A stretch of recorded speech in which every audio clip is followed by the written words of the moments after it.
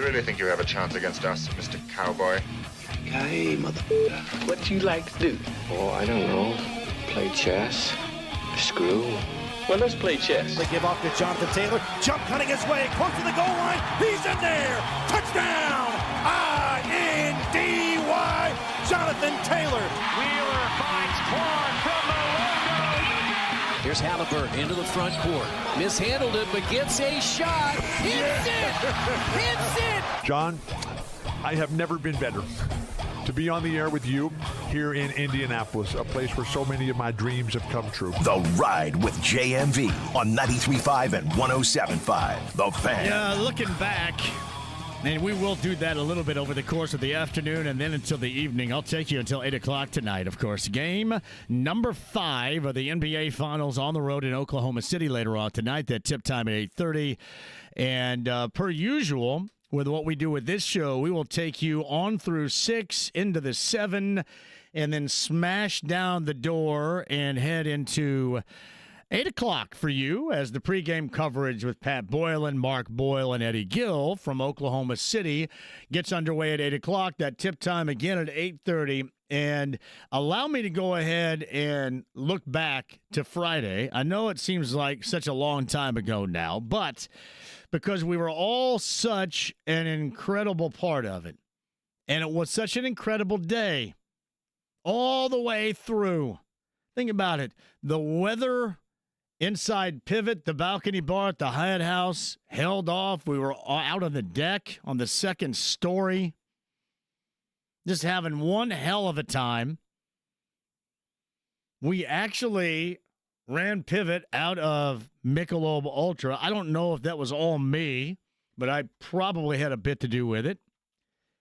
Ran them out of Michelob Ultra, and Tim and Ben were outstanding. It was such a great time. By the way, I don't know where we're going to be on Thursday yet, but when I am told, I will tell you so we can all make sure we're going to be a part of this, because I think it's important to make sure we do have a lot of fun, because it has been, for the most part, one hell of a time. And then you go all the way through the game up until the end of the third quarter, and then you vault into the fourth quarter, and it went to hell in a handbasket.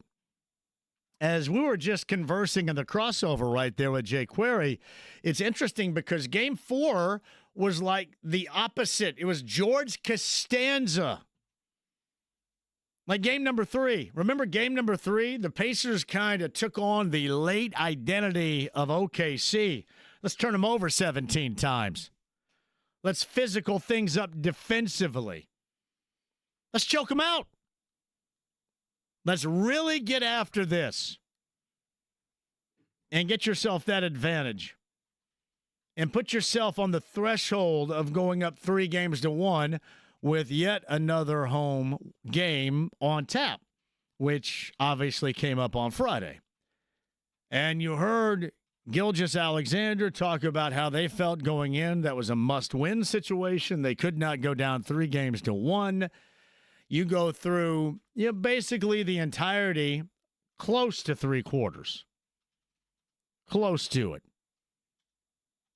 And really up until Obi was having such an outstanding game, and he missed those 2 free throws. I think he missed that first one, kind of bounced around and missed. I mean, things were going well. They had the opportunity to push this thing into double digits, maybe 12-14, by ending the third strongly, if you remember. Now, Obi missed that first one. He overcorrected on the second attempt, which was woefully, almost it was an air ball. It was that short. And then they had empty trips. And instead of going up double figures, double digits, maybe even deeper into it, you end up going, I believe, to the break up 7, which you still feel good about. And then you had Alex Caruso, who, my God, I never want to see this guy score another point. By the way, we have a trivia question for you guys all to dive into. And actually, I've got something for you. I'll explain coming up later on. It'll make a lot more sense to you when I explain it.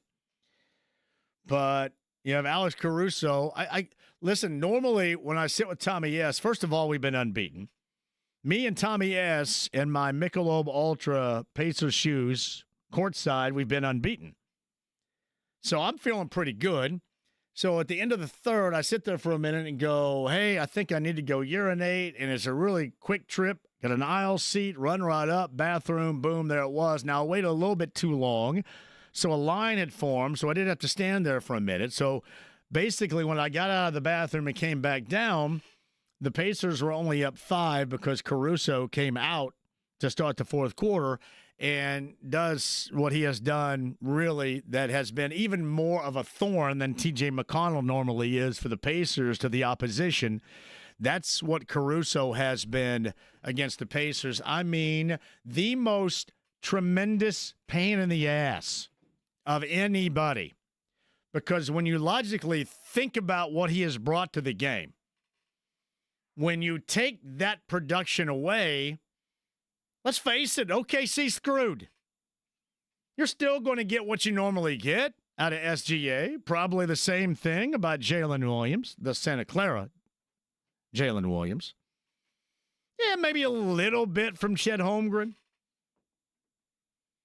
But you take the production offensively, the threat from distance, the fact that when you go to double, normally he's going to be the odd man out and left wide ass open, which he has been, and he has been a factor. I would suggest this, and everybody's always going to go with the league MVP, and I get it.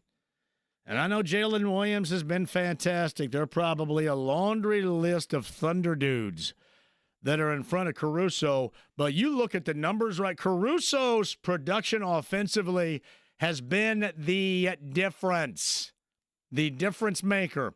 You look at it when it hasn't been there compared to when it has. The difference maker that has to drive you insane. It should drive you insane. It drives me insane. I know if it drives me insane, it's going to do the same for you. So you just kind of wait in the fourth, right? You wait for the Pacers to get a nice little drive and dish kick out, and somebody's going to knock down a three. And these guys can't throw it in the ocean if they were standing in the blanking boat. And then you mix in these empty possessions with a lot of standing around and stagnant offense. And then you also can sprinkle in a little bit of the crapping of the pants. There was some pants crapping going on. Matherin at the free throw line. Matherin in general. Miles' game. I mean, if it wasn't, crap in the pants, it certainly smelled like it and looked like it.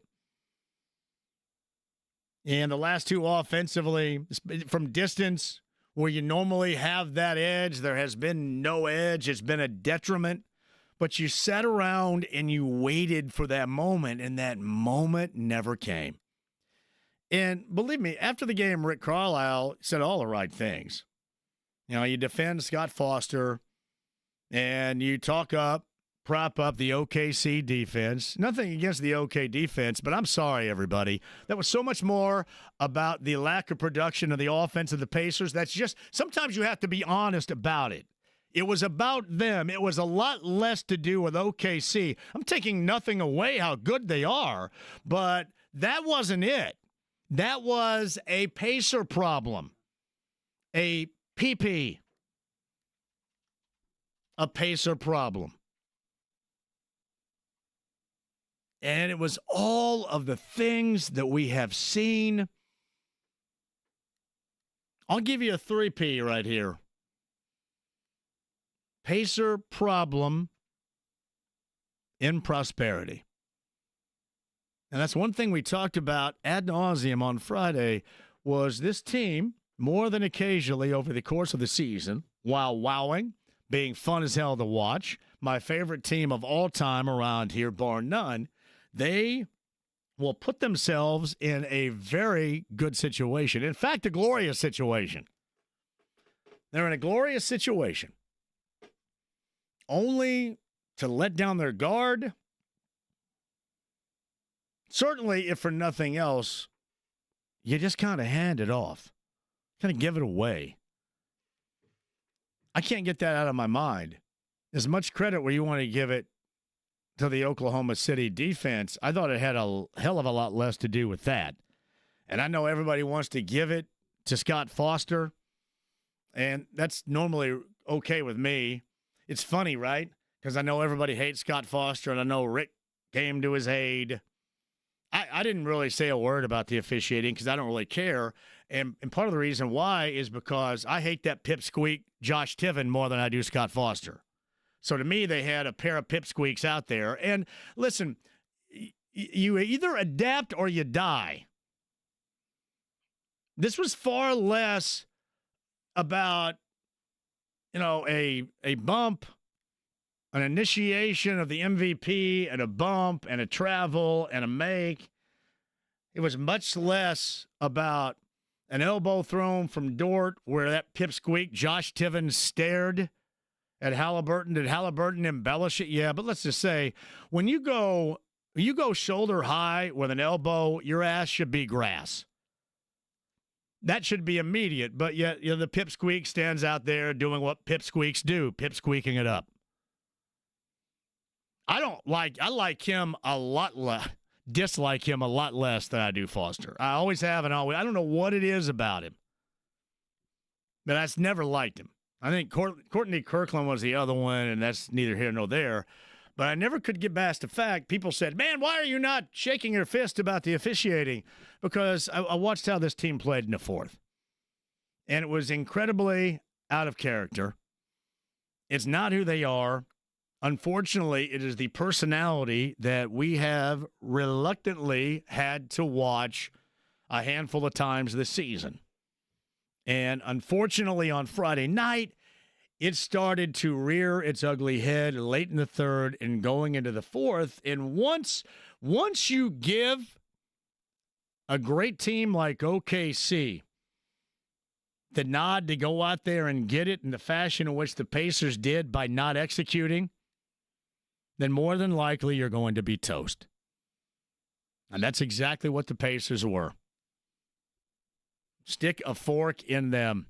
And it was like, if you're watching it at home, it was even more brutal being there. It was like you're just kind of waiting for that big moment because everybody wanted to cut loose. I mean, half the crowd was half in the bag anyway. And everybody wanted to cut loose. And the Pacers simply gave them zero reason to get excited about anything unless it was rushing the exits before the end of the game. And I can understand why a lot of you out there feel as if that was the conclusion of the series. Now, I'm here to remind you, I honestly don't know what to expect later on tonight. Now, I've gone back and forth on this, and I know this is not supposed to be the great position of a sports talk show host to not have let me tell you this.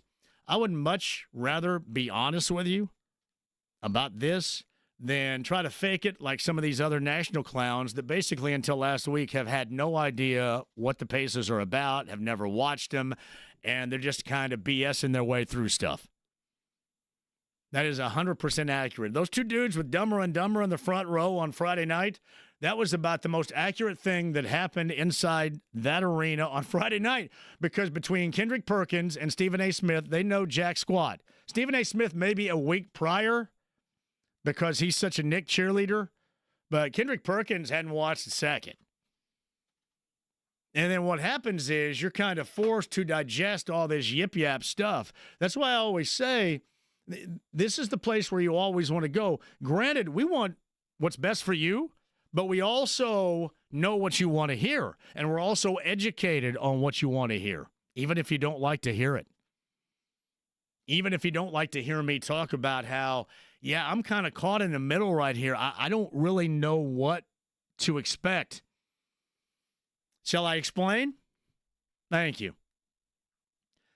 Like, I know, because Mark Monteith had the great stat going back a couple of series, really back to that Cleveland game number 3 when the Pacers were depantsed at home, saying, hey, normalcy has been with this team that they take a shellacking and they bounce back.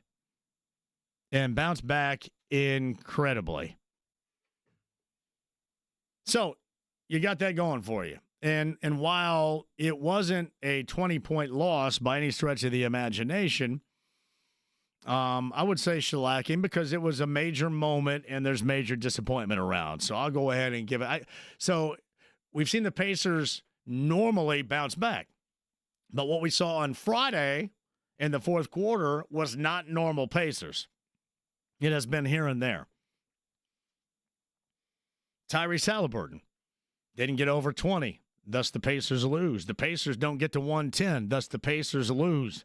Can they do that with their leader? Can they do that team-wise later on tonight? That is an absolute must. Sorry, I thought I turned that mic off. Dang it, I coughed on the air for the first time in 25 years. So, I don't know what to expect there. You ask me all the time, and I got to hear this quote, your boy. Anybody that says your boy, you guys are such dumbasses that say that, seriously. All of you. All of you.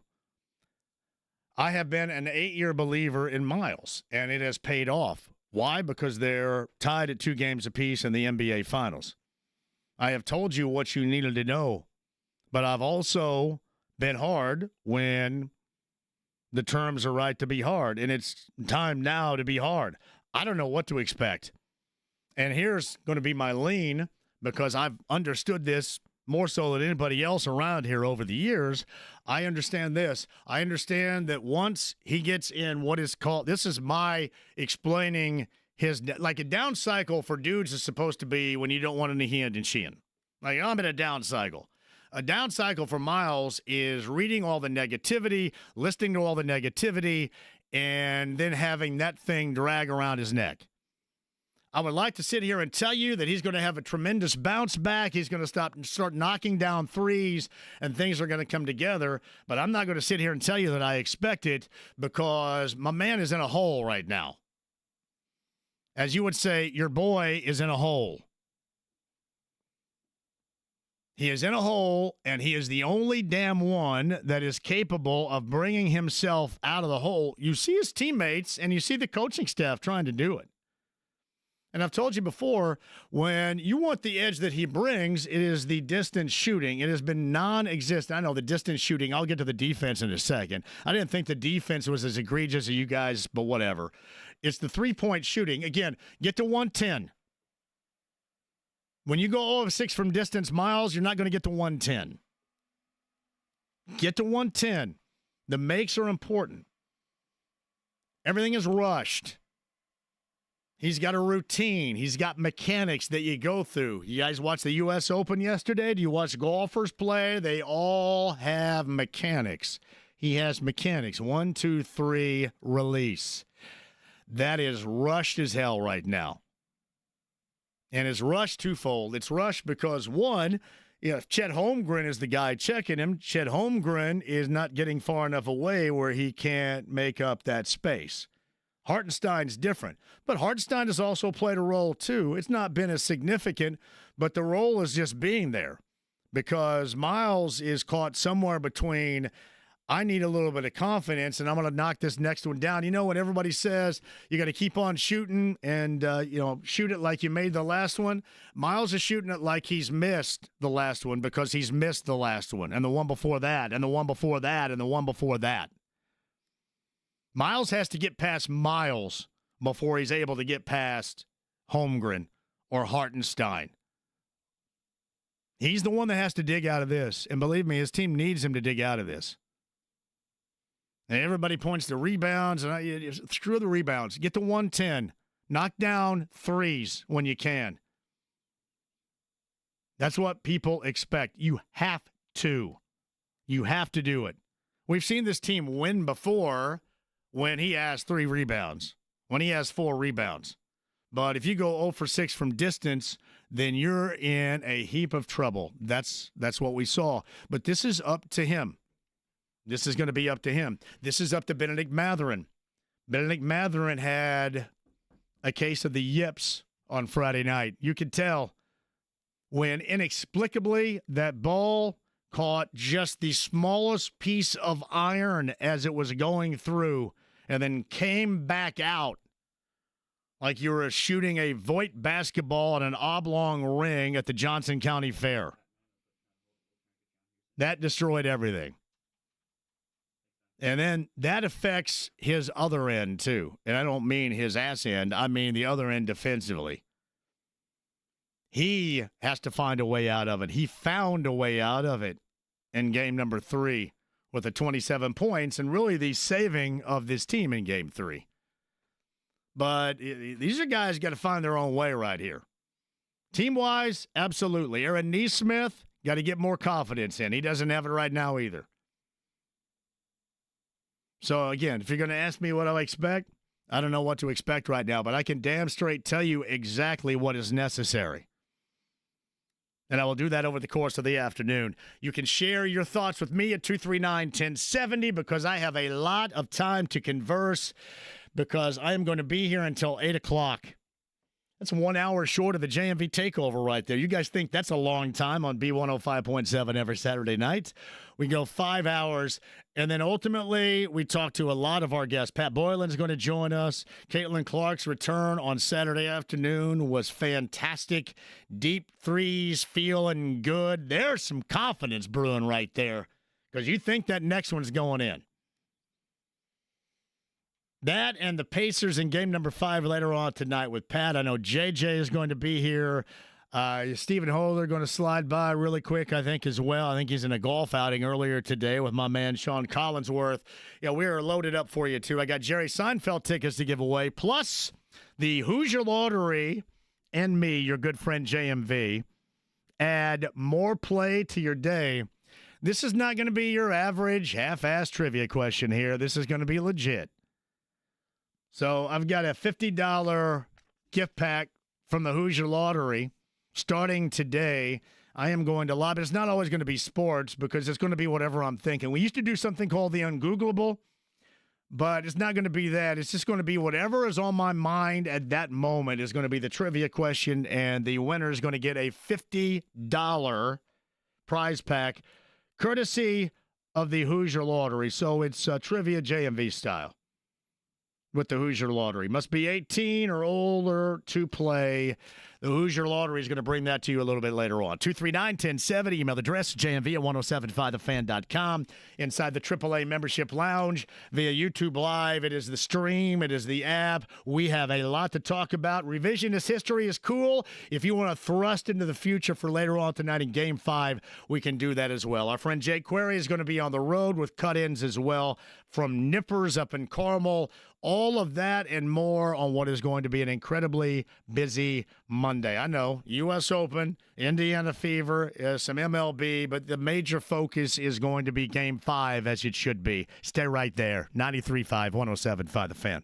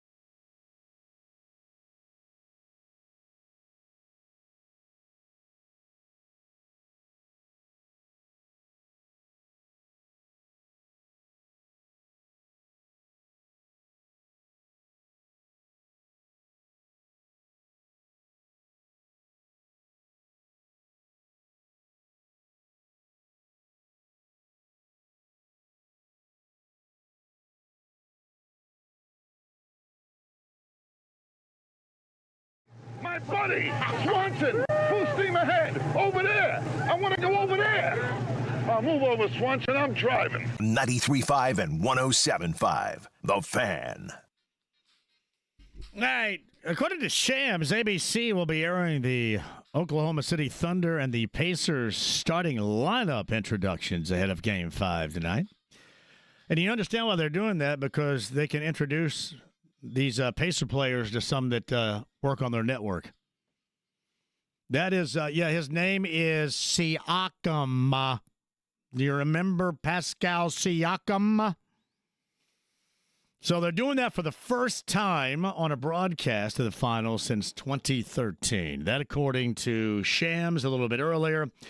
I did get this ratings number-wise around here. All you're going to hear is how bad it is nationally. And really, all that's going on there is you just got a bunch of dorks that are butt sniffers, jock sniffers, that don't really like high-level basketball.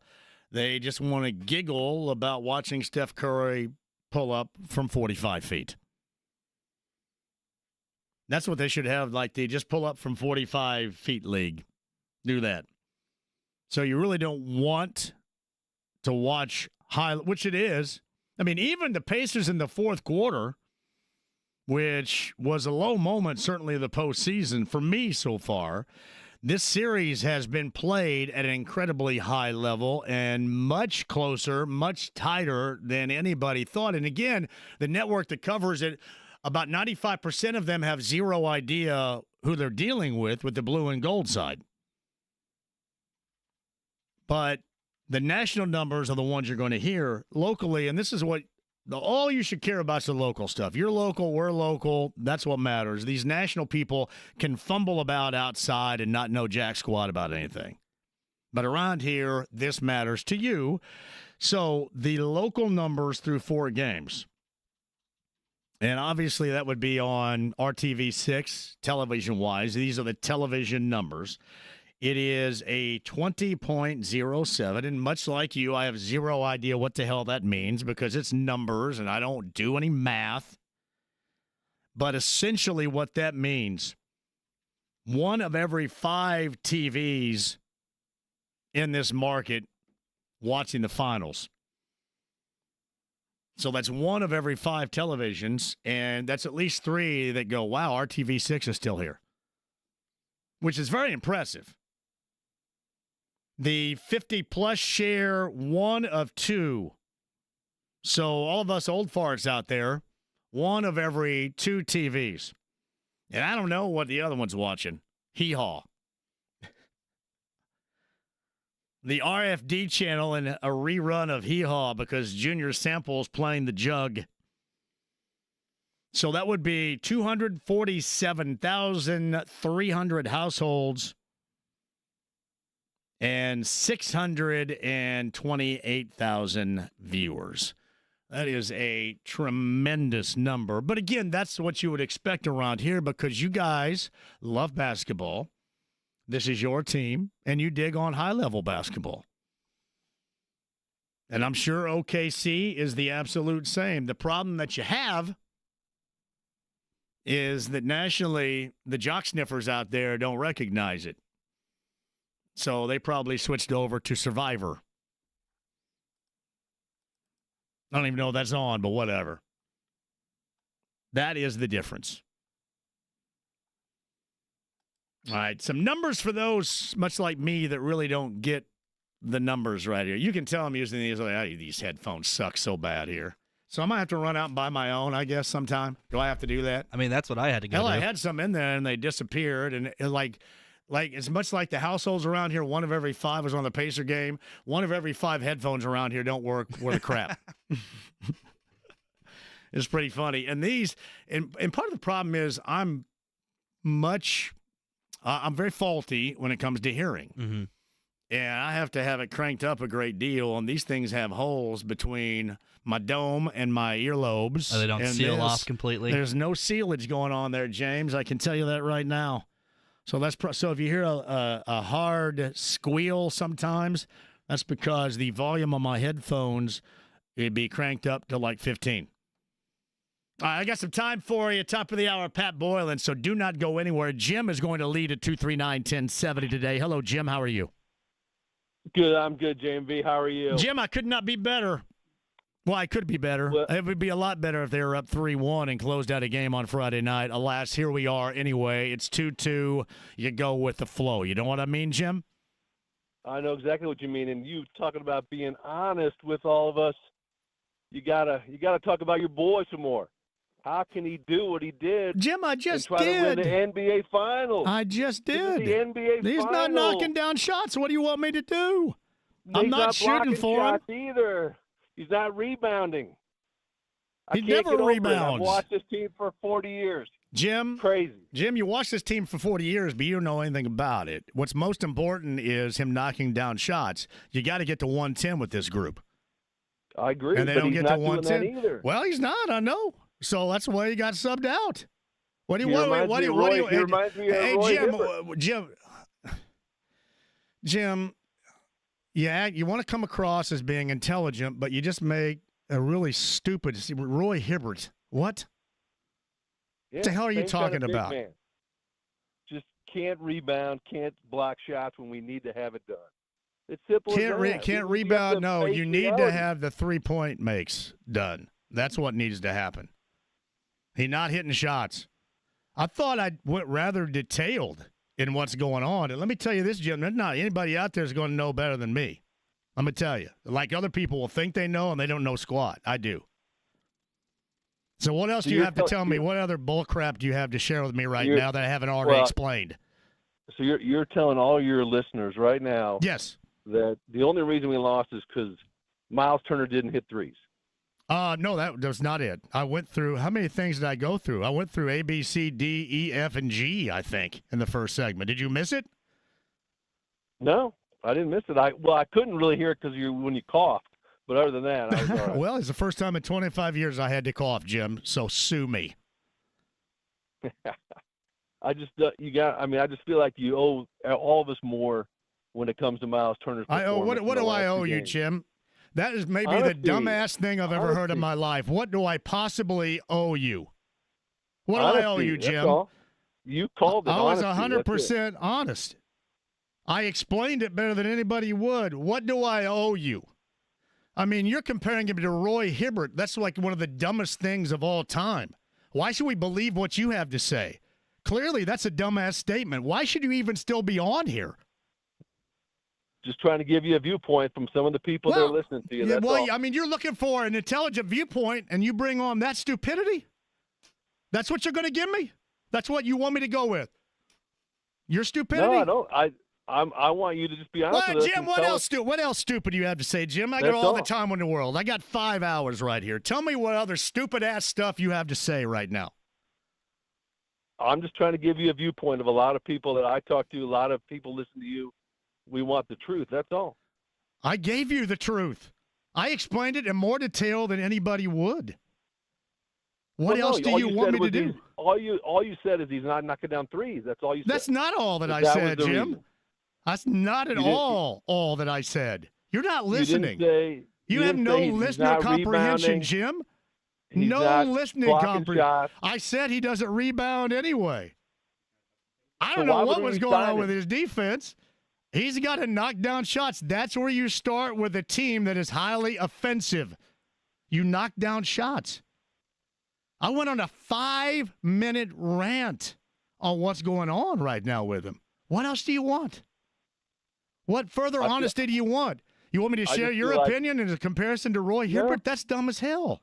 You sound stupid. I'm just telling you, I feel like you can't just say our big man that we're paying $20 million a year should just knock down threes and that'll be fine for the game. That's not what I said. I said more than that. That's what you're saying. Hey, Jim, go back and listen to that. You rolling cassette tape back there because you sound like you're like 90 years old. Go listen to the cassette tape you're rolling. 8-track. Go do it, brother. Well, go check it out. Go check it out and hear what I said. Bye, Jim. You're a pleasure. I went in for, 5-6 minutes? I know exactly what goes on with this guy. Do I need to run? I can't go one. Can I go one more here? Because I can't. Yeah, thank you. Hey, Tony, I can't end with that dumbass. Can you add something here? Oh, my goodness gracious. I'm going after back-to-back. Yeah, gyms. good luck with this. The first gym wanted the first gym's not sure about signing Miles Turner. No. I want you to add. His problem was with what I had to say, and I went like 5 different levels about what's going on. I know what's going on, and I know that he needs to be subbed out, as I said, if he's not playing. But the most important aspect that he brings is the stretching of the floor. You can't go 0 of 6. They've got to get to 110. That is an indisputable stat about this team. You have to have that. And if they don't get it, if he doesn't have it, they're likely going to lose. That was the main thing I called about, John, was I want to tell you about this stat, though, too. Another stat nerd, I'm sorry. But if we score this playoff series, if we score 108 points or more, we are 14-0. If we score 107, we're 0-6. Now, I say 110. I say their magic number to last year has been 110 for me. And listen, I feel secure. I'm confident I was the first one to come up with that because I came up with 110 and the win. That was me. Well, yeah. I mean, I haven't looked at the defensive side of it. Like, I really haven't I'm not that big of a stat nerd to be like, hey, if we'd held them to 94 points or less, we're 7-0. I haven't really looked at that, but I know that if we score 108 or more, we're 14-0. And if we score 107 or we've never lost a game 110 to 130. We've never lost a game 114 to 124. I just kind of think, man. There's a lot of numbers right there on me, Tony. That's a lot of numbers. I can just go like 110. 108 or more, baby. 108 or more. All right. We're 14-0. Let's go. I'm happy you followed Nickelback, right? The Nickelback of sports talk calls in this market. You got to follow that, Tony. Well done. Well, forget the gym. Let's no more gyms. I just hey, it's James. James put that dumbass on here. That wasn't my fault. The last gym I followed said, "Hey, I'm not sure about. He can't rebound well." Remember the last gym I was on? I'm confused. I do have to. Hey, Tony, I do have to run here because James is about to go nuts, and we're way over. Thanks, Tony. I don't know if that saved that segment or not. I don't think it did. Now, quick break. We'll come back. Pat Boylan coming up at the top of the hour. I went 5 different levels of things. You did give a good amount of and I said this is analysis exactly what has to happen. Also, don't blame me for putting Jim on I got to the blame air. somebody because it's sure as hell not going to be me. Quick break. Back with you next.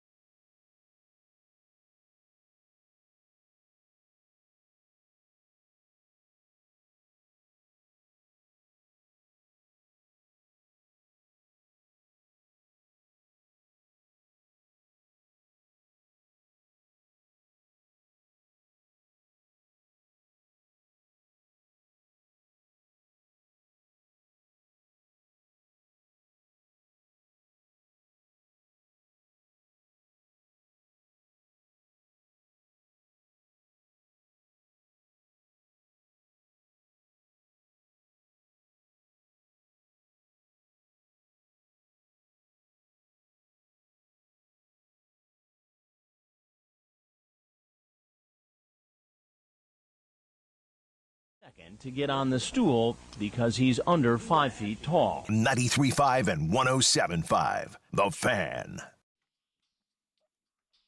All right, until 8 o'clock we go tonight. That's when Pat Boylan, Mark Boylan, Eddie Gill take over from OKC. Pat Boylan, is he in OKC, Pat? Or he's got fever responsibilities probably tomorrow, so he's here.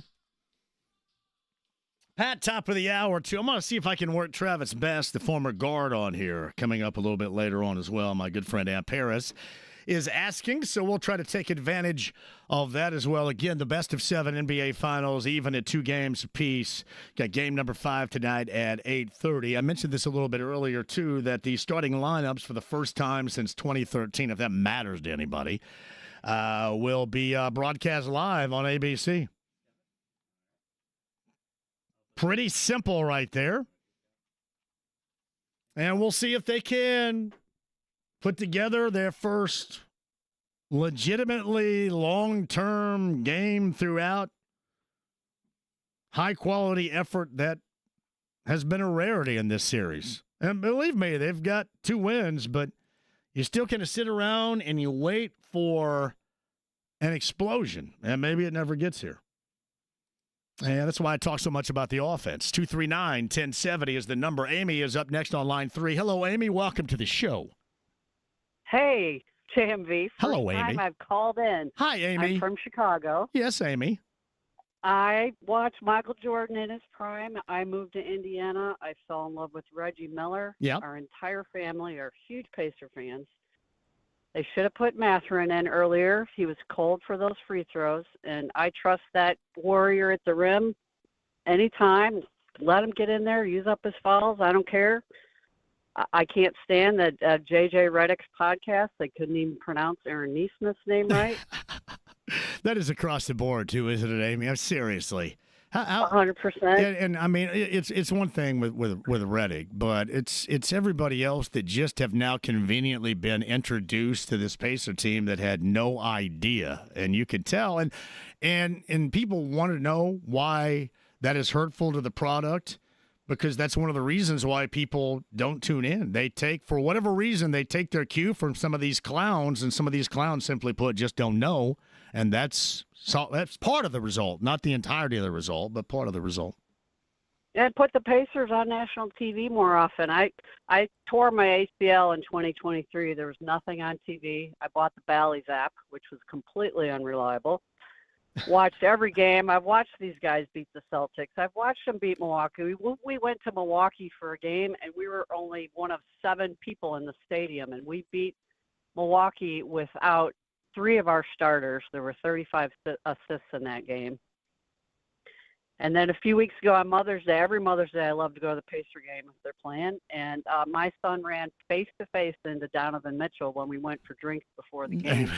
And my son's 6'7", and the elevator door opened for him to go up the elevator, and there's Donovan Mitchell, and he stared my son up one side, down the other, in all his Pacer gear. And I think I have to say that we brought them luck that day. Yeah, I think so. Amy, you got to call again. I appreciate that. Thanks for dialing us in, as always. Hey, none of these goofballs that you argue with for 10 minutes. Let's have somebody who's on the same team. We got a world full of goofballs, unfortunately. They are among us, the goofballs. They almost hit me 3 times on the road today. So, yep. Thank you, Amy, for the call. I appreciate that. The goofballs are among us. I will say this, though. I've got some great trivia for you. JMV-style trivia with the Hoosier Lottery a little bit later on. A $50 Hoosier Lottery gift pack. I'll give you, see, there it is right here. I got to get rid of these. These are such junk. Such junk. Gonna have to invest in a nice pair of headphones at some point. I guess so. Yeah. Yes. Why should I invest? I'm only like 9 hours a freaking day here. Let me invest.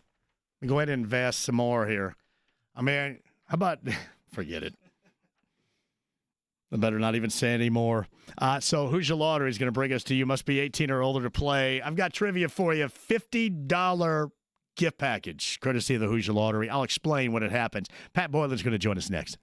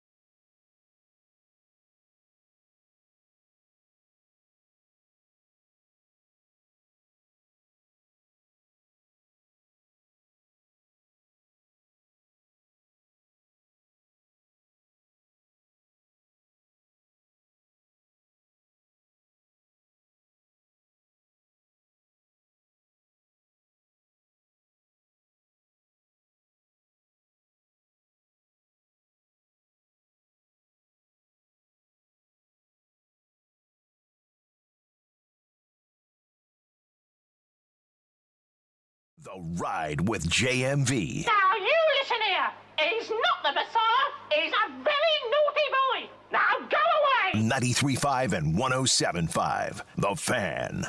24-21. Cloud pops left side. No rebound. Mitchell. Cunningham corrals after it was poked away. Sophie with pace on the left sideline. Caitlin wants it. Tadantis, handoff. Caitlin from the logo. Crosses over. Launches. Oh my goodness! Are you kidding? John Dolan, new friend of this show on the call. First loss of the season for the Liberty on Saturday at the hands of the Fever. Fever back at it coming up tomorrow. Before I get to Pat Boylan, I did want to recognize this, and I know Pat doesn't have a great deal of time, so I will make this as quick as possible. Ernest just sent me an X message, and he says, JMV, please read this entire message. Thank you. I love listening to the show. I listen almost every day. I have listened to you for years. However, I'm very disappointed in how you spoke to, I believe his name was Jim on your show. You berated him on the air such as, are you 90 years old or something? Because you sure as hell sound like it. And more with a very nasty tone. Then afterwards on the air, you called him a dumbass. So not cool. We listen to enjoy, feel good, and express our thoughts to other listeners. He had a right to express his thoughts even if he was wrong. You can disagree and not be such a jackass about it. Again, not so cool. You're better than that, JMV. Well, I will say this, Ernest. I've been doing this for 25 years. This is not my first time. And I can say this with 100% certainty. Jim got from me exactly what Jim was asking for from me. That's what he got. It's not my first year, not my fifth year. I've done this for 25 years. I knew exactly from the tone. I knew exactly from the dialogue. I knew exactly when he said, I owe people an apology. I knew what he got what he was wanting when he opened up his yap. True. And I gave him plenty of time to do it. In fact, I gave him time to bury himself. But, dialogue be damned. By the way, too, I called him a dumbass both on the air, with him, and then without him. And I would say it to his face. I don't care. Because he was a dumbass. But he got exactly what he was looking for. So if you listen to me all the time, you know that that's not what I do. That is not some kind of shtick. That was real. This guy wanted it. This guy got it. Remember the saying from Roadhouse. Be nice until it's time not to be nice. That's how I handle everything. Thank you, Ernest. On the Andy Moore Automotive Group hotline, Pat Boylan joins us now, part of the Pacer Radio Network in game number 5 later on tonight. Hello, Pat. How are you? John, doing well. My goal here will be for you to not have the same commentary after this call. Oh, it was good, man. I just, you've done this for a long time. Sometimes people are motivated and you kind of know what they want to get out of it. And I know what this guy wanted and he got it. So that's what it was. Nothing more, nothing less. I didn't hear it, but I sympathize with you in that regard. No, it's all good. It really is. It's funny. I was doing a crosstalk with Jake on my way in here, and I felt that Game 4 was kind of like OKC flipping the script on the Pacers, much like the Pacers did OKC in the fourth quarter in Game 3. Any logic to that? Yeah, I think you're right. I think, in fact, if you look at, and I know this is partially what you're getting at, but I think if you look at Game 3 and then you look at Game 4, it was almost like you watched the game happen just with the two teams flipped. The Pacers led for most of the night. It was the Thunder who closed the game strong. I thought that stretch late third quarter when the Pacers got up 10 and weren't able to get it to 12 or 14 was really significant. And down the stretch where the Pacers were, again, near perfect in game number 3, for the first time all playoffs, we've seen them really struggle in a close game situation. Their only other quote-unquote clutch loss was game 3 against the Knicks, and they didn't execute all that well down the stretch during that game. But I would say that game 4 against Oklahoma City was the first one where they really did not look themselves or anything close to it in close games. The reality of the situation is even the very best teams, they win something like 60 to 70% of their close games. And the Pacers going into game number 4 had won 9 of 10 in the playoffs and had won something crazy like 14 of 15 in the regular season coming into it. So they had bucked that even, fairly high bar trend significantly in the playoffs so far. And game 4 certainly feels like a missed opportunity when you're up double digits in the third quarter and don't hang on when you have the chance to go up 3-1 in the finals. I don't see how you could see it as any other way. I think the flip side is it's probably unrealistic to expect the Pacers to win every single close game down the stretch. They've nearly done it, but they couldn't do it in game number 4. But they get, hopefully another shot at that here in game 5 tonight. The other thing I try to explain, and listen, I understand what Rick Carlisle has to say publicly. I just didn't quite agree with it. He gave a lot of credit to Oklahoma City and their defense. And I mean, really, they come with the defensive reputation, so they're going to get it anyway. But I felt it was a lot more to do to the stagnation, the missed shots, the missed opportunities. I thought it was a lot more to do to the Pacer offense that they did to themselves, more so than it was this pressure-packed OKC fourth quarter D, Pat. Yeah, I think so too. Look, did the Pacers get a tough whistle in game 4? I think probably would be my takeaway from that. But if you look at the areas, and I don't even factor that in, to be honest. I thought that the Pacers just entirely did that to themselves in the fourth. Well, and that's kind of where I was going, which is look, you had a 4-point lead with a little over 3 minutes to go, and you had a 10-point lead late in the third quarter, and we're accustomed to seeing the Pacers close those games out. We're accustomed to seeing, Indiana execute better down the stretch. But, I kind of actually think back to a Mark Daigneault quote. He's hardly the first guy to ever say this, but he's the most recent one. And so that's what's in the back of my head right now. After game 1, I believe somebody asked him, why you weren't doing this and why you weren't doing that. And he responded, well, there is another team on the floor too. This isn't just us trying to execute. I think a lot of credit to Oklahoma City, because if the series is 3-1, it's certainly not over. They've got 2 home games left if they could win game 6 in that scenario. So by no means, especially with a team that good, is the NBA Finals over. But it was a real backs against the wall type moment for them, and I thought the Thunder executed really well in it as well. So Pat Boylan, the Pacers Radio Network. Again, 8 o'clock, your coverage begins here on 93.5 and 107.5 The Fan. So, especially, and I mentioned this with Miles a little bit earlier, in the situation, the funk, missing shots more than anything else right now. We're going to see more clock, you think, from Obi? Because I think most people, like me, kind of wondered, and really, it's a team effort, so it wouldn't be surprising, but might you reevaluate things a little bit more in this game number 5 and give Obi a little bit more time if things aren't going well as they haven't here in this series so far for 33? Yeah, I think you consider it, but to me, I think the angle there is because overall, Toppin has had a really good series. Games 1, 3, and 4, he was good. We saw Rick Carlisle, those minutes that he was giving to Thomas Bryant went away in game number 4.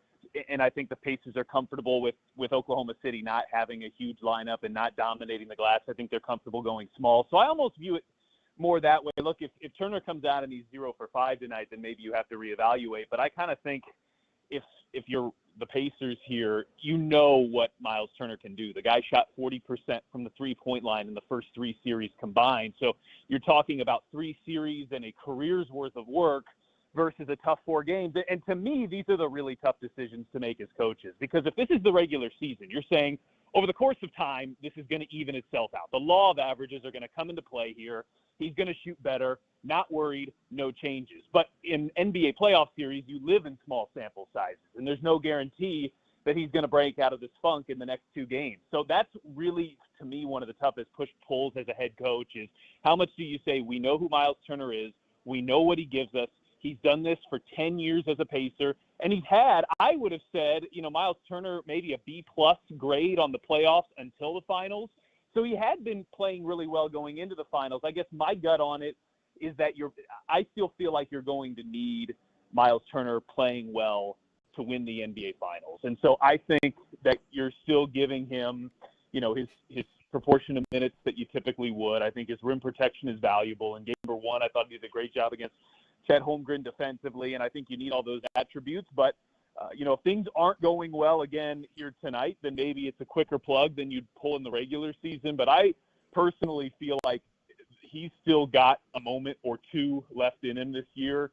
And hopefully it comes tonight because, these games in Oklahoma City, you just have to play almost perfectly to win. Now, I say that, and they didn't do that in game number 1, but realistically, you're not probably going to have a game like game number 1 again if you're going to win in games 5 or potentially 7. So I think you're going to need all the stars to align, and for the Pacers, that certainly involves Miles Turner playing well offensively and defensively. It's interesting with him. I said this a little bit earlier, and I feel compelled to suggest that I probably am pretty good at analyzing this, or maybe sometimes overanalyzing this. This is one of those situations where his chin is down.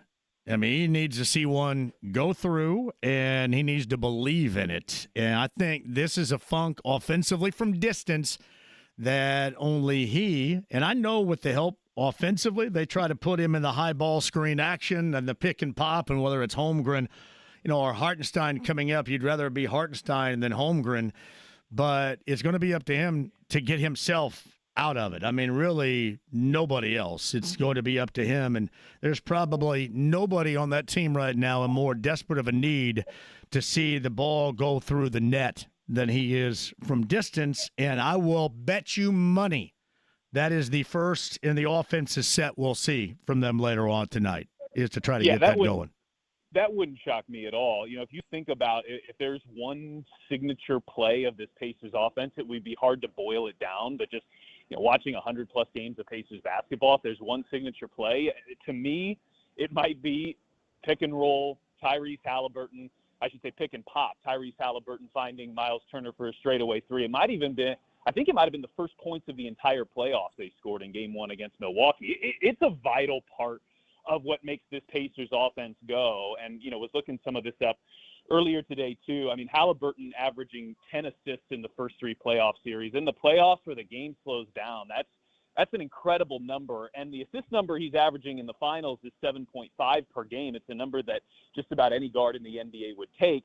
But it is a bit down from where the Pacers were in those first 3 series. And I think some of that is guys – in fact, I think most of it is guys just missing shots that they normally hit. Turner shooting 40% from the three-point line in the playoffs until you get to the finals where he's shooting 20%.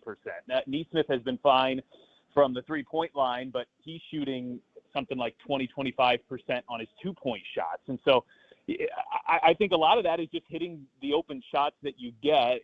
There are all sorts of analytical stats, and I try not to dive too deep into them because you can find yourself surrounded by weeds. But there was some sort of stat I saw going around. Did you say surrounded by weed? Weeds. Oh, okay. I thought. See, James got all excited when you said that just now. Surrounded by weed. You can get over encumbered by the weeds if you go too far down into them. Yeah. But there was a stat about the Pacers shooting abnormally low on their open threes in this series, which is something that typically A, the Pacers are very good at, B, typically self-corrects, C, if that is the case and you're still 2-2 in the series, then I think you could view that as a glass half full type of thing, that you're not shooting how you typically shoot in those type of situations. And you're right here in the midst of it against the team with the best record in the NBA in the NBA Finals. So it's been a weird series because it's been tough to draw for me any trends from game to game. I mean, the Pacers won game 1 with 25 turnovers, and they lost game 4 when Oklahoma City hit only 3 threes. I think if you would have thrown those stats out at the beginning of the series, you would have said, okay, the 3 threes game the Pacers win, and the 25 turnovers is a Pacers loss, and yet we've seen the flip of it. And the Pacers have dominated on the glass in this series. They've had games where they struggled on the glass. It's just kind of been a little bit of a game of whack-a-mole in terms of what's been important. And so it just makes it a little bit tough to forecast. But when you go into a game like this in Oklahoma City, poise is the one thing you certainly need, and you can't allow those 19-2 type of runs to happen, or you probably can't win a game like this. So that's, to me, probably just the biggest key tonight is maintaining your poise and consistency over 48 minutes. He's Pat Boylan, Pacers Radio Network. Again, coverage begins at 8 o'clock. I will take you up until that point. Pat's on the Andy Moore Automotive Group hotline. Did you have to double-check your work when you found out the Pacers had 1 assist in the fourth quarter on Friday night? Yeah, that was startling, certainly. And, you go back and you think about it, and it unfortunately felt that way. The Pacers only had 17 points. The last bucket that they hit in the game was Halliburton just kind of finding his way to the rim after doing a lot of dribbling, which was a great bucket, but really did not signify what this offense has been about. And that's, another area of surprise. The Pacers have done so well at moving the ball and having success with it. And, I think it's a combination probably of the Pacers getting a little stagnant. But, the Thunder, the Rick Carlisle quote that kind of stuck with me is just the depth of their defenders is staggering. And that's the thing, the Pacers have overcome that, and they're going to have to overcome that. But it's just, you never get a rest with that defense because Caruso and Isaiah Joe come in, and they're good defenders. And then they go back to the starting lineup, and there's just constantly good defenders on the floor. And unfortunately, I think Halliburton maybe got a little bit out of his pace game, but at the same time, I thought the Thunder defense stood up in a big moment. And I think the Pacers also just missed some shots down the stretch, and I think you combine those three things, and you get what you unfortunately saw in the fourth quarter of game number 4. Hey, obviously, I guess we all should, but are you as big a believer in this team getting to 110 and over and winning, and Halliburton getting over 20 points and over and winning as much as I am? Yeah, I am, and to me, the Halliburton points number is so fascinating. I think they're 35-4 when he scores 20 points, and they're like a 500 team when he doesn't. You got to be a little careful with chicken and egg there, in my opinion, because if Tyrese comes out tonight and just shoots 15 shots, which he won't in the first quarter, and gets to 20 points, but on 20% shooting, that's not going to get the Pacers a win. So it's almost a byproduct of when the offense is playing well and the ball's moving well, then Halliburton typically finds his. But I do think also it's an important area to look at in terms of Tyrese is such a terrific playmaker, but part of that needs to be his scoring as well. And they just had a stunningly good record all year when he scored 20 points, and that 110 marker is a really good one as well. I think you're playing defense at a level now. We would not have said 110 at the beginning of this season or for lots of last season because the defense wasn't playing well enough for 110. But I think the defense is playing well enough for 110 right now. And I look at that one. I look at the Halliburton 20-point number, and that one's fascinated me all year long. I've actually been tracking that since like December, and I keep expecting that to even out, and it just hasn't. So I certainly think there's something to it, and I certainly think there's something to Halliburton having that aggressive mindset and it paying dividends for the Pacers. All right, Pat Boylan with us. Before I let you go, the performance of Caitlin Clark in her return against the Liberty of New York, handing them their first loss on Saturday. I don't know how much more impressive that could have been. Stunning was the first word that came to my mind, but we're getting to the point even just early in her second year where she's missed half of it, by the way, so far, where I don't know that you're really stunned or shocked by anything else she does. Big spotlight she tends to perform, had a bunch of games off. I think there was a fair question on whether there would be some rust. Absolutely none at all. She put on a spectacle here over the weekend, and the Fever knocked off a team that hadn't lost all year. But I think more than that, the 3-point shots she hits are unbelievable, and her passing is unbelievable. And this is a byproduct of that. But the thing that is almost the biggest compliment to her for me is just how comfortable, and Halliburton's this way too, how comfortable and effective everybody else is. Everything just kind of felt off when she wasn't out there. Kelsey Mitchell, Aaliyah Boston, who are great players in their own right.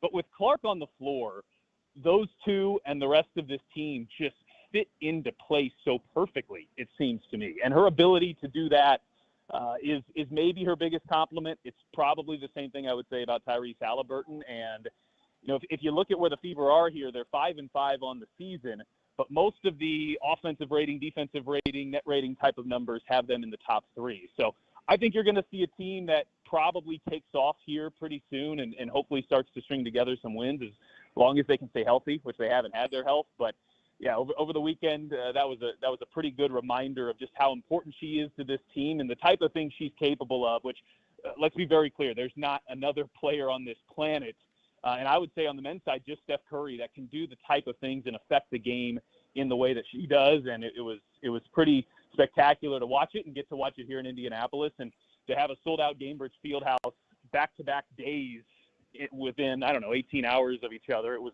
Even though Game 4 didn't go the way we wanted it to here, it was a pretty special couple of days here at the Fieldhouse. Pat Boylan of the Pacer Radio Network again, 8 o'clock coming up later on tonight. Get you set for game number 5 of the NBA Finals with the Pacers and OKC tied at 2 games apiece. And let the record reflect, he was not wanting to be surrounded by weeds, not weed. It is Pat Boylan. I want to make sure that you don't get tagged with that. Much to your displeasure. You can't get caught in the weeds. Right. Plural, statistically. Very big difference. If you're my producer, you get caught in the weed. But if you're Pat Boylan, you don't want to get caught in the weeds. Correct. Correct. All right. And, James Adams really loves when I reference that too, by the way. So, whether it is. Hey, I know you got something else to get to, buddy. Thank you. I hope I topped Jim or Tim or whoever that was. Yeah, Jim. Yeah, Jim was great. Yeah. Hey, I tell you what, if Miles struggles again tonight, I'm going to be surrounded by about 500 Jims on X tonight. So just check that out. You can gauge how well things are going by my X handle. I guarantee you that tonight in Game 5. You know what? I'm feeling good for him tonight, and if not, maybe I'll be surrounded by some of them too. But I'm feeling a turnaround here. Hey, next stop's going to be like an exorcism or something here, I think, before Game 6. Because he's speaking of being in the weeds. That's where he is right now. But he's going to have to get himself out of that bad boy. Pat, I appreciate you. Thanks, John. I'll see you tonight. Pat Boylan on the Andy Moore Automotive Group hotline. All right, Bob Kravitz a little bit later on. Yeah, I saw this, Bob Kravitz in agreement with Rick Carlisle on what had been said about Scott Foster. And I don't know if you have that over there, if we can play that sound of what Rick said about Scott Foster. He was backing up Scott Foster, and you would understand that. A, it's probably how he does feel. B, it is certainly how you would want to present it, because you can't be like me and say, I don't like Josh Tiven because I think he's a pipsqueak. See, that would be the problem. That would be a problem if you're a coach. Now, I'd love it. That'd be a problem. This is with a lot of you out there that did not enjoy the officiating. I'll give you the reason why it mattered compared to the reason why it didn't. But this is Rick Carlisle to the defense of Scott Foster. I think it's awful what some of the things I've seen about the officiating. And Scott Foster in particular. I've known Scott Foster for 30 years. He's a great official. He's done a great job in these playoffs. We've had him a lot of times. And the ridiculous scrutiny that's being thrown out there is terrible and unfair and unjust and stupid. Yeah, that kind of sounds like me and Jim a little bit earlier. No, all right, twofold here. I'm sure he believes that, but I'm sure he also wants to present that. I guess just in case you get him again. Now, I'll give you the reason why it did matter.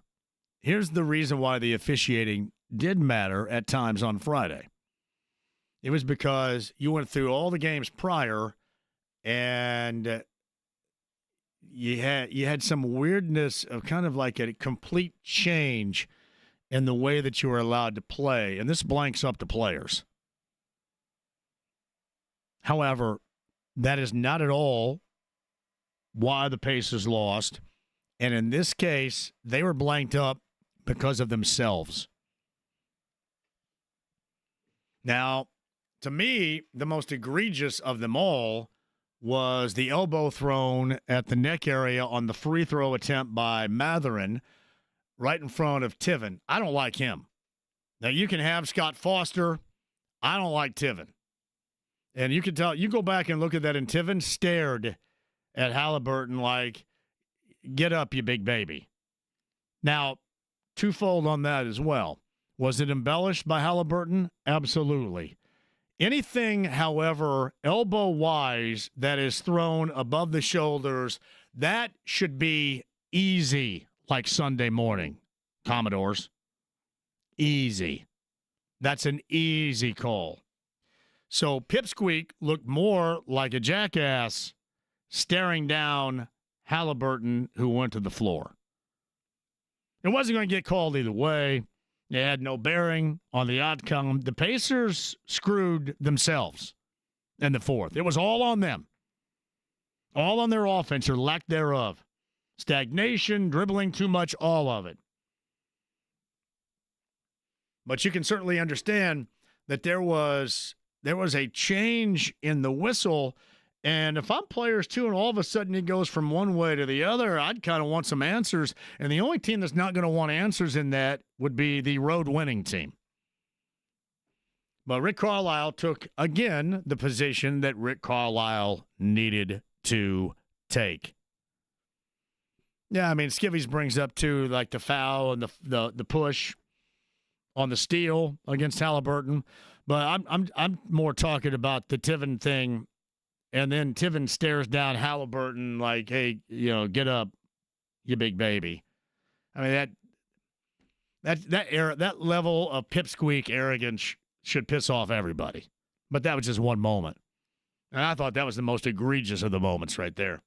All right, quick break. We'll come back. Got a lot more for you. I'll take a break. We got that with the Hoosier Lottery coming up as well. And I have Jerry Seinfeld tickets to give away for his show at the Miracle National Center. That is on the inbound, too. Stay right there. 93.5, 107.5 The Fan.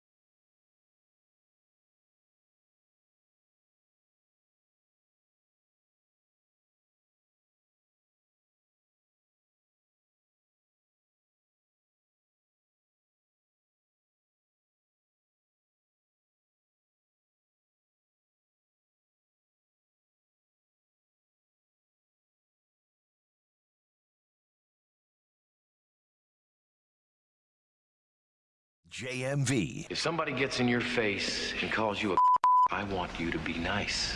93.5 and 107.5. The Fan. I think everybody that knows me, that's exactly how I live life. Until it's time not to be nice. Great JMV takeover on Saturday night, speaking of nice. JMV, they all just need to stop dribbling the damn ball. If you go behind your back, in between your legs more than 2 or 3 times, just go ahead and pass the ball. I would agree with that. Do it that way. There is a lot of, and that is the stagnation in the fourth that you talked about. There was a lot of dribbling, a lot of standing, a lot of offensive, or in this case, I think it's properly used, offensive dysfunction. Easily put. JMV, are you going to go see Rick Springfield and Wang Chung tomorrow night? I've never seen Wang Chung, so I've got to go see Wang Chung. Everybody have fun tonight. I got to see how it is to be live and everybody Wang Chung tonight. Fisher's Event Center, I believe tickets are still on sale too. You should go. We should all go. You should buy me beers. There is a dude just about ready to throw a no-hitter. Is this correct? Right here? For the Hogs, for the Razorbacks, 3-0. Murray State has been a great College World Series story, but it looks like this Cinderella novel is about ready to end. For the team from Murray, Kentucky. All right, a lot still to come. Bob Kravitz is going to join. I think Travis Best, the former point guard, is going to be here a little bit later on, too. Jeremiah Johnson, Stephen Holder, a lot of Ewan and a lot of men right here, too. Jerry Seinfeld tickets and the Hoosier Lottery. The first installment of JMV-style trivia. Going to make it happen for you. All right, 239-1070 is that number. Aaron's up next on line 3. Hello, Aaron. How are you? Hey, what's up, JMV? How you doing, buddy? Aaron, how you doing, man? Well, you've talked to me quite a bit, and I just want to tell you, first of all, the only dribbling I've ever done is in my pants. Exactly. Okay. Yeah, so no, that's a bad thing, too, you know? I hate it when that happens. Yeah. I'm not a basketball guy, right? So I'm a wrestler, grappler, and you and I have talked quite a bit. Yeah. But I want to tell you, first of all, man, I got you back on this one. Ernest, I love you, bud, but, like, when you're in the spotlight, you need to understand a couple things. Everything is criticism, and JMV has been doing this for a long time, and I appreciate all that because I've been listening to you for a long time. That's very kind of you. Thank you very much, Aaron. And you definitely said it straight, and that's all anybody ever wants from anybody, all right? Number 2, and when I speak of number 2, my number 2 smelled better than Jimbo's take to you about an hour ago. Yeah, you wanted me to apologize. I didn't understand the apology that I owed anybody right there. But no, as I mentioned, Aaron, he got exactly what he wanted out of that. He did. He got all of it. It was all encompassing. He got what he wanted, and it served a purpose. So I'm sure he probably giggled and laughed about it, which is cool. He probably feels better about it than anybody right now. You're right, and you absolutely are correct, because haters just want to hate. They don't want to actually live in the lifestyle that we live in. Like, so I won a world championship in 2017, right? And in 2018, I took second. You know how many times I got told that I was worthless after I took second? So I feel for Miles Turner.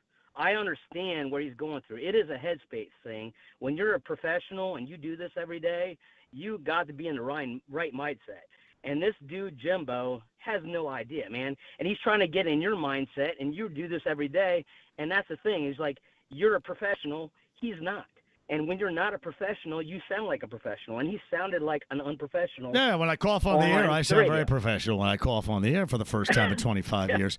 Hey, Aaron, those are very kind words, man. I appreciate that. Enjoy game number 5 later on tonight. All right, brother. Thank you. So I wanted to add this as well with what Pat Boylan had to say. And I didn't respond to it at the moment, but was when I asked about, Toppin getting more clock. And as I mentioned, it's not about anybody's feelings. It's about the team.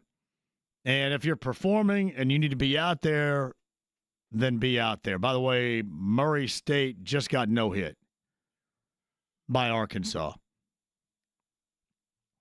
Anyway, I would agree with what Pat had to say. I do think for the Pacers to win this series, that is the third no-hitter in college World Series history right there. But I think it's necessary for 33 to have himself a very strong performance. For them to really put it together, let's face it, for them to put it together. And this has nothing to do to the future or anything to do with the past. It has everything to do with the moment. I just think for them to play at their best, he's got to be a part of it.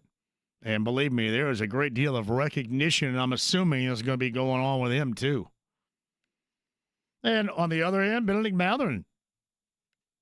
I think both guys that are going to have to pull themselves out of a major funk.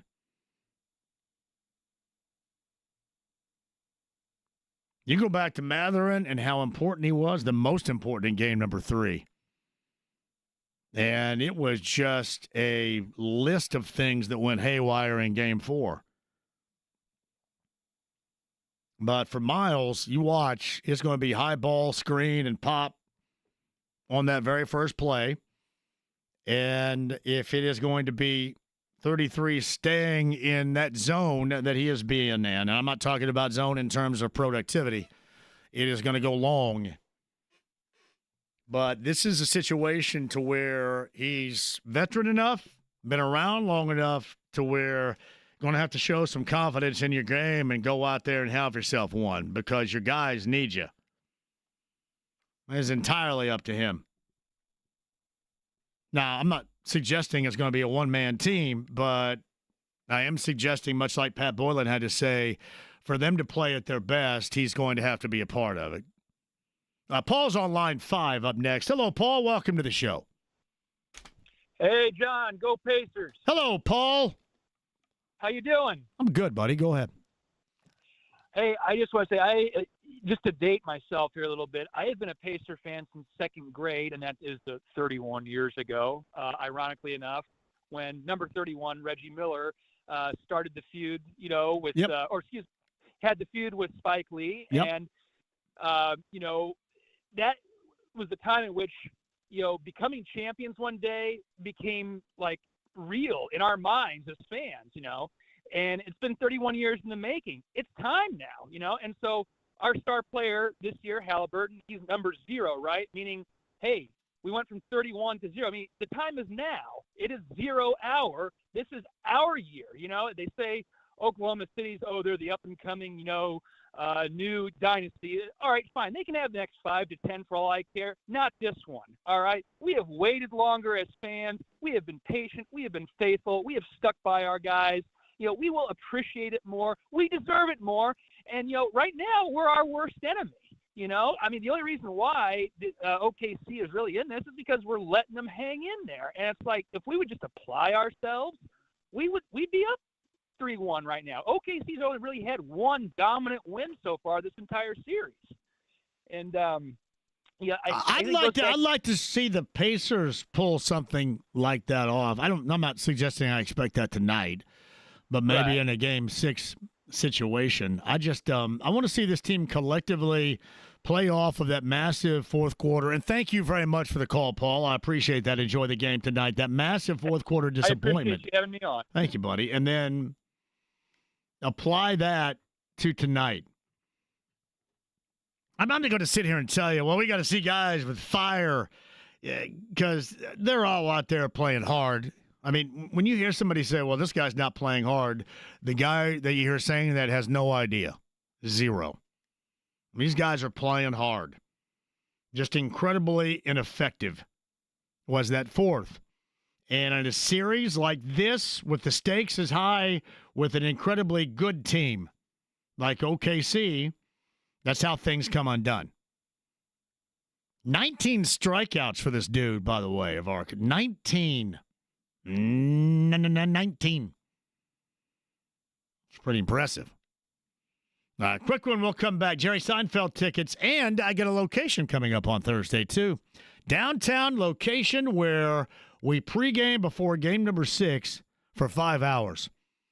You don't need to RSVP if you want to, you can. I'll tell you that destination location with a friend of the show as well. That is coming up on the other side. 239-1070 is the number. More, including Stephen Holder, Bob Kravitz, Travis Best, Jeremiah Johnson, and the pregame walk-up, talk-up to the pregame coming up at 8 o'clock before game number 5 of the NBA Finals tonight. 93.5, 107.5 The Fan.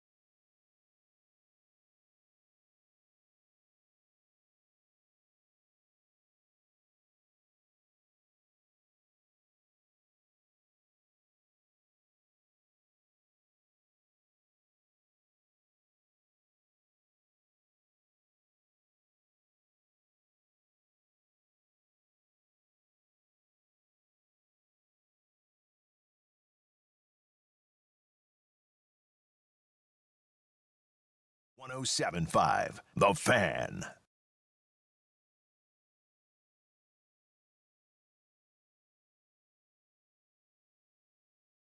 Yeah, the Joseph Newgarden upside down ride last night at Gateway was pretty incredible video. Matt writes this: the flagrant on top of was terrible. All of the crucial calls or non-calls went against the Pacers. The Pacers still faltered down the stretch, which really hasn't happened the entire postseason. Confident they can keep it close tonight and have a chance at the end. Elvis, Miles has just not been himself since the end of the Knicks series. We definitely need a big game out of him to win the series, and we also need some more three-point shots out of Neesmith as well. True dat. Nah, you're right about that. It's from Allen. Now that the Pacers are in the finals, don't they have to give them a Christmas Day game next season? I would assume so. I guess you can't assume really anything, but Gage Wood, the first no-hitter in the College World Series since 1960? That versus Murray State, Gage Wood struck out 19 racers. And I believe he was a hit batsman from a perfect game. Maybe two, but at least one. Pretty damn impressive. Oh, yeah, I owe you this. Thursday, right? So a shout-out to Pivot Balcony Bar inside the Hyatt House with Michelob Ultra last Friday night before game number 4. Did you know, and this is a common occurrence with me, did you know that we ran them out of Michelob Ultra? They ran out of Michelob Ultra at Pivot. And I'm going to say because of us, because I think I was actively involved in the reason, too. So I'm pretty proud of that. But thank you guys for all being a part of the show. It was spectacular. And we ran Pivot out of Michelob Ultra. Tim and Ben, thank you all for that on Friday. It was glorious. And really the only reason why we were bummed at all was the fourth quarter on Friday night. Otherwise, it was spectacular. And then somebody coming up to me, I think it was at the bar at Prime 47 afterwards. I'm just kind of standing there and talking about not listening to radio and why you need radio. So I had to berate that person. There was some beration going on. It wasn't Jim again, was it? No, it wasn't. But I said, yeah, this is a horrible moment to say that. I said, where else are you going to get content like all of this right now?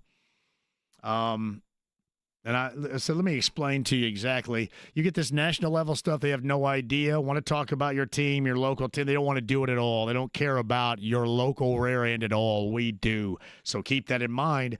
I did feel secure, James, that I changed an opinion before, but man, you caught me at the wrong moment right there. But anyway, we had a great time at Pivot prior to. We're going to the District Tap. The District Tap downtown. My man Michael is going to be in the house coming up on Thursday prior to game number 6. So that's going to be a 5-hour pregame, and we will be at the District Tap. So everybody else, no need to RSVP. Just like you do my keggers, just show up. Seriously, when I had a keg, just show up. Now, there's no cover.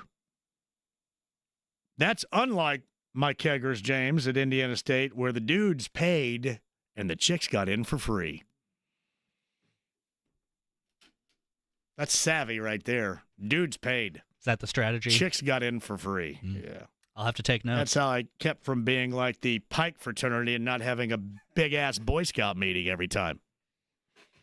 So, hey, listen, I came here to see some chicks, not to earn a merit badge, okay? So can we not have all these sausage festers on hand here, please?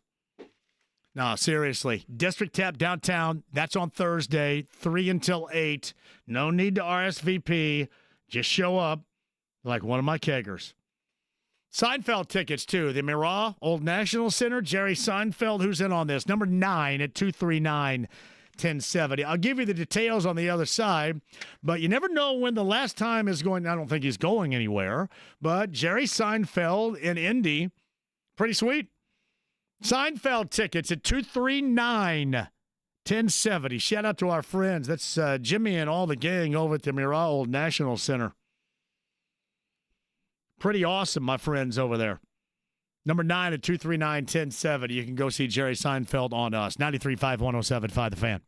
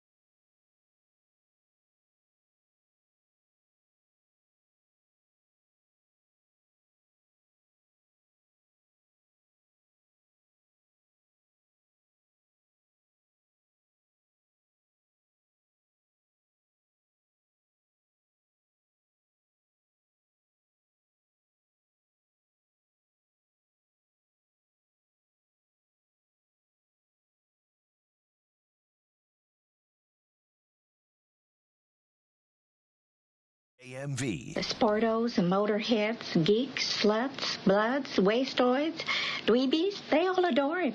They think he's a righteous dude. 93.5 and 107.5. The Fan. No, you give me psychedelic furs in heaven right here. Well done. Jay Seinfeld, November the 22nd. That's a Saturday night. Murat, Old National Center. Who won those tickets, James? We have them all week long. Joe Huff was the winner. Joe Huff. Is that the Joe Huff, the former IU linebacker? It could be. Is there more than one? There might be more than one. Is that the father of Liam Huff, friend of Blake Thomas, my son? Is that Joe Huff? Very well could be. The Joe Huff that I'm talking about here has an incredible piece of property off of Lake Monroe, let me tell you. Incredible. I'm assuming maybe there's more than one, though. There might be more than one person in the world with Joe that name. Huff right there. Big fan of Joe Huff right here. Jerry Seinfeld tickets will do again tomorrow. And November 22nd, 8 o'clock, Murat, Old National Center. And you can get your tickets right now. Go check it out. Or you can try to win them, once again, coming up tomorrow. Coming up at the 5 o'clock hour, we'll do the Hoosier Lottery. It's kind of a JMV-style trivia. I know that's kind of the third-person reference right there. My bad. But got my style of trivia with the Hoosier Lottery. Must be 18 or older to play the Hoosier Lottery. We'll give you a chance on a question to win a $50 prize package from the Hoosier Lottery a little bit later on. Like the first of many that we're going to do right here. Bridget writes this: buy a jacket, be a Pike. Had to grow membership somehow. ISU class of 86. Yeah, I know. It's funny. I think everything is kind of cooled now, but I used to make fun of them all the time, and I think some of them used to get mad. I mean, if you guys weren't such dorks back then there would be nothing to get mad about. JMV, Nimhard needs to hold SGA to 30 points at the most to win tonight. The Pacers have a record of 1-0 on June the 16th all time. I was unaware. Maybe I should have been. Hey, by the way, too, Game 6 pregame, 5 hours, me and all of you at the District Tab downtown. Cannot wait for it. We'll take you tonight until 8 o'clock. That's when Pacer Radio gets underway. Mark Boyle, Eddie Gill, Pat Boylan got you covered for game number 5. Series best of 7 tied at 2 games apiece, and we've gone over really a great deal on the amount of shortcomings that took place in the fourth for the Pacers to give that one away. You know, one of the things that would stand out, and this is something that I talked about at length going back to Friday afternoon, is the Pacers dealing with themselves being in a really good position.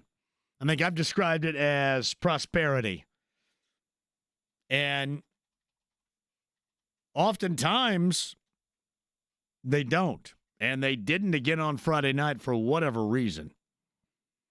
Now, I think one cancels the other out because you can also look at it as the best closing team we have seen in this postseason, and they did not close that whatsoever. But offensive end, get to 110. Halliburton get to 20. 33's got to stroke some jumpers. You just gotta. Neesmith, some jumpers. You gotta. Push some tempo. Put the Thunder in that very unfamiliar situation that we found them in the fourth quarter at Gainbridge Fieldhouse in game number 3. There is so much that needs to be done. Now, on the plus side, the Pacers bouncing back from disappointments, normally very good.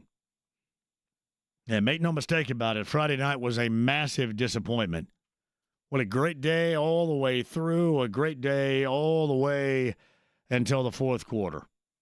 And part of it was, too, not being able to extend the lead. There were moments when you could have pushed that to 12, maybe to 14. Obi missed a couple of free throws, had back-to-back-to-back empty trips. I think you go into the fourth leading by 7. I'm at the urinal and come back down, and then you're only up by 5 because, again, you give another 20-point effort to Alex Caruso. For the love of God, can that stop? Hey, look up the level of importance that has been. You know, I gave you the numbers regarding Halliburton and the Pacers being offensively inclined in what is necessary. But don't forget for a moment the importance of Alex Caruso. And if you think that T.J. McConnell drives the opposition nuts, Caruso has got this Pacer team when the Thunder win, when they're good, he's got him pretzeled up. Really on both ends. He's going to slap and hack and grab on one end, and then he's going to come down there and step into wide-ass open three-point looks because you're going to double-team SGA. He, when they have been at their best, has been at his best. At some point, that's just something you cannot have. It's kind of going back to game number 2 when you had a combined 38 from he and Wiggins. Just cannot happen. And they said the same thing, I'm assuming, about a combined 37 in game 3 from Mathurin and McConnell. Things that cannot happen. Either side. But no more Caruso. Can we make a sign, like have his bald dome and his headband right there, and there's the whole no more Caruso. None. All right, 239-1070. Matt's on line 5, ready to join. Hello, Matt. How are you? Hey, JMV, can you hear me? Matt, I'm right here. Yes, I can. Awesome. Great. I have my headphones in. So, hey, first of all, totally agree with what you were saying about the issues of Game 4.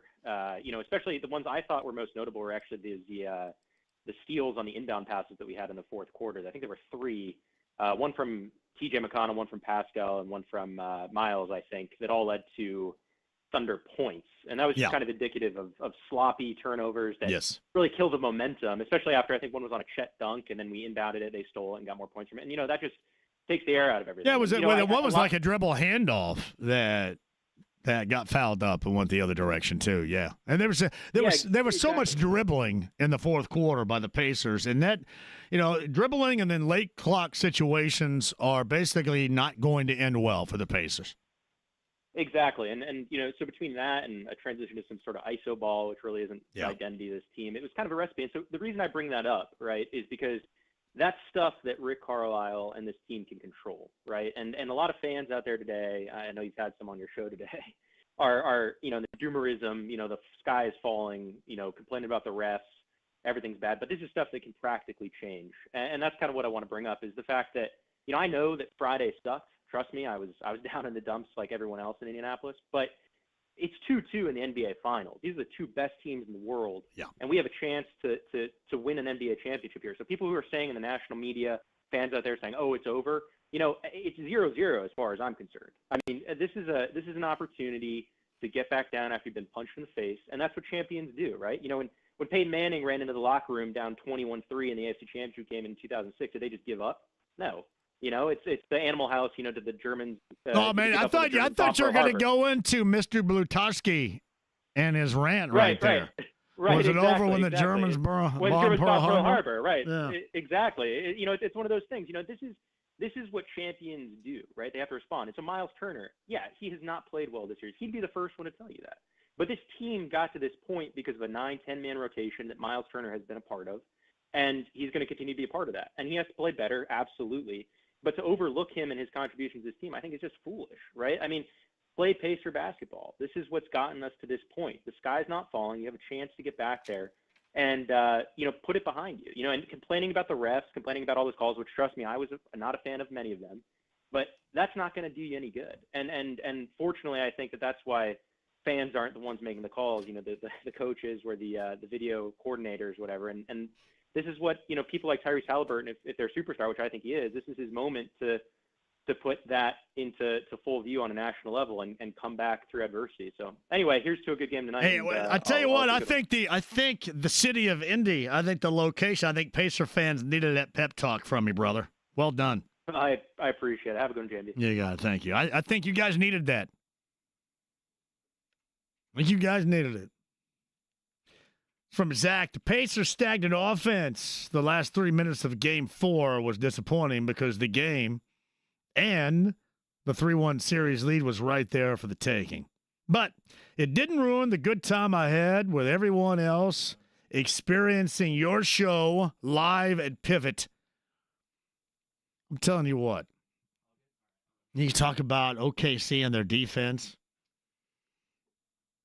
being extraordinary this season, so impactful. How about us running Pivot, the balcony bar at Hyatt House out of Michelob Ultra? That's just us. Hey, listen, this show's going to roll up. Now, we're going to be drinking a little bit. Evidently. Love it. No more Michelob Ultra. It's like that old school Richard Pryor sketch. We've got no more blanking liquor. It's beautiful. No, it was fun. District Tap, thank you very much, Zach. It was great to have you there, too. District Tap coming up on Thursday. 5 hours pre-Game 6 show with us at the District Tap. Right up Georgia, just a block from Cambridge Fieldhouse. Can't wait to see you. The Hoosier Lottery and my style of trivia on the inbound. Sit tight for that, but on the Andy Moore Automotive Group hotline. He's from ESPN on ESPN.com. I'm assuming, I've never had the invite, but I'm assuming he was a part of it today. They raised money for Teachers Treasures, which I am down with. Was the AC golf outing today, Stephen? Is that your locale? I am coming to you live from the golf course, my friend. Yes. That's right. I'm a big fan of Teachers Treasures and support them too. Alas, I have never been invited to the AC golf outing. Well, I am think evidently not important enough. I feel like we need to get that taken care of. Well, I feel pretty good. In the group in front of me. Here's why this probably happens, and this is a true story, because I go on 59 Overtime every Sunday night, and we so bury them in ratings that I'm assuming they probably don't want me. I mean, they It's get personal. so seriously. I mean, we bury them in ratings to such a degree with Fox 59 and Overtime to Wish TV Channel 8 that they probably say, you know what? Yeah, enough's enough. We can't have this, so we're not going to invite this clown. So that part I get, but I do love the fact that they benefit Teachers Treasures, which is one of my favorites. Well, hey, to your point, Kevin Bowen's in the group ahead of me. Is he really? I'm just saying. He does work for them. He Yeah. does work So for I do them, mine with 59. So we kick their ass. So yeah, That's right. that's a So, problem for them. Yeah. Just had a little convo with Shane Steichen. He's out here hitting some balls. Nice. So yeah, good group, man. In fact, I think we whipped them last night. I didn't even wear a shirt last night on 59 Overtime and still kicked their ass. I love it. So yeah, we got good Colts representation. Obviously, Pacers not so much this year, but they usually are represented well here. Yeah, they're a little busy this year, which is good. It's our good friend Matt Painter among those golfing today. I didn't see Matt, but I think he does come to this, so he's probably here. Did you see him rocking the gold Pacer T-shirt? Game number 4 on Friday night. My man knows what to do right there. He goes to the game and rocks the shirt. He knows what's up. Yep. So hey, they let me in. They're letting me in the house on Thursday night, so it must be a big game. Oh man! So are you going as a spectator or doing some work on that I'm bad working. boy? I'm working. I mean, listen, we put work in quotation marks around here, but we'll call it work, something like that. So let me get this straight. Stephen Holder of ESPN on ESPN.com joins us on the Andy Moore Automotive Group hotline at AC's golf outing.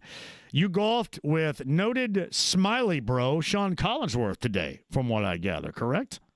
You are very perceptive. You might have got a text about that. Yeah, well, he does a great job with Daymar Services. Also a huge fan of that. Sean is one of my favorite dudes out there. And Sean, if you ask him, will tell you that Dave Smiley is the second best DJ in the city of Indianapolis behind the person you're talking to right here. That would be me. I love it. With the JMV takeover. So, no, excellent guy, Sean. Yeah, he really is. It's a good group. That one with the Daymar team out here. And, we're Will Haskett also playing with us. I like Will, too. Hey, can we just keep naming off? Please keep naming off people evidently more important than me to be a part of this golf outing, would you? Just keep me humble, baby. Who else? That's all right, though. Hey, shirtless me still gets a 5 on 59 overtime compared to Wiz, so I'd be more concerned. That's why I'd be concerned about that if I were them. So, yeah. That's right. Shirtless me breaking down Game 4. That's what you want. on Father's Day, yes, that's what you want right there. That's right. You're covering the Game 6 coming up, so you got a little feel at all. I was trying to tell people a little bit earlier. I don't know what I expect out of the Pacers. I would like to suggest because they have responded well to adversity, especially this postseason. That's what we see. But that was such an unconventional pretzel wrap kind of mess on Friday night in the fourth quarter.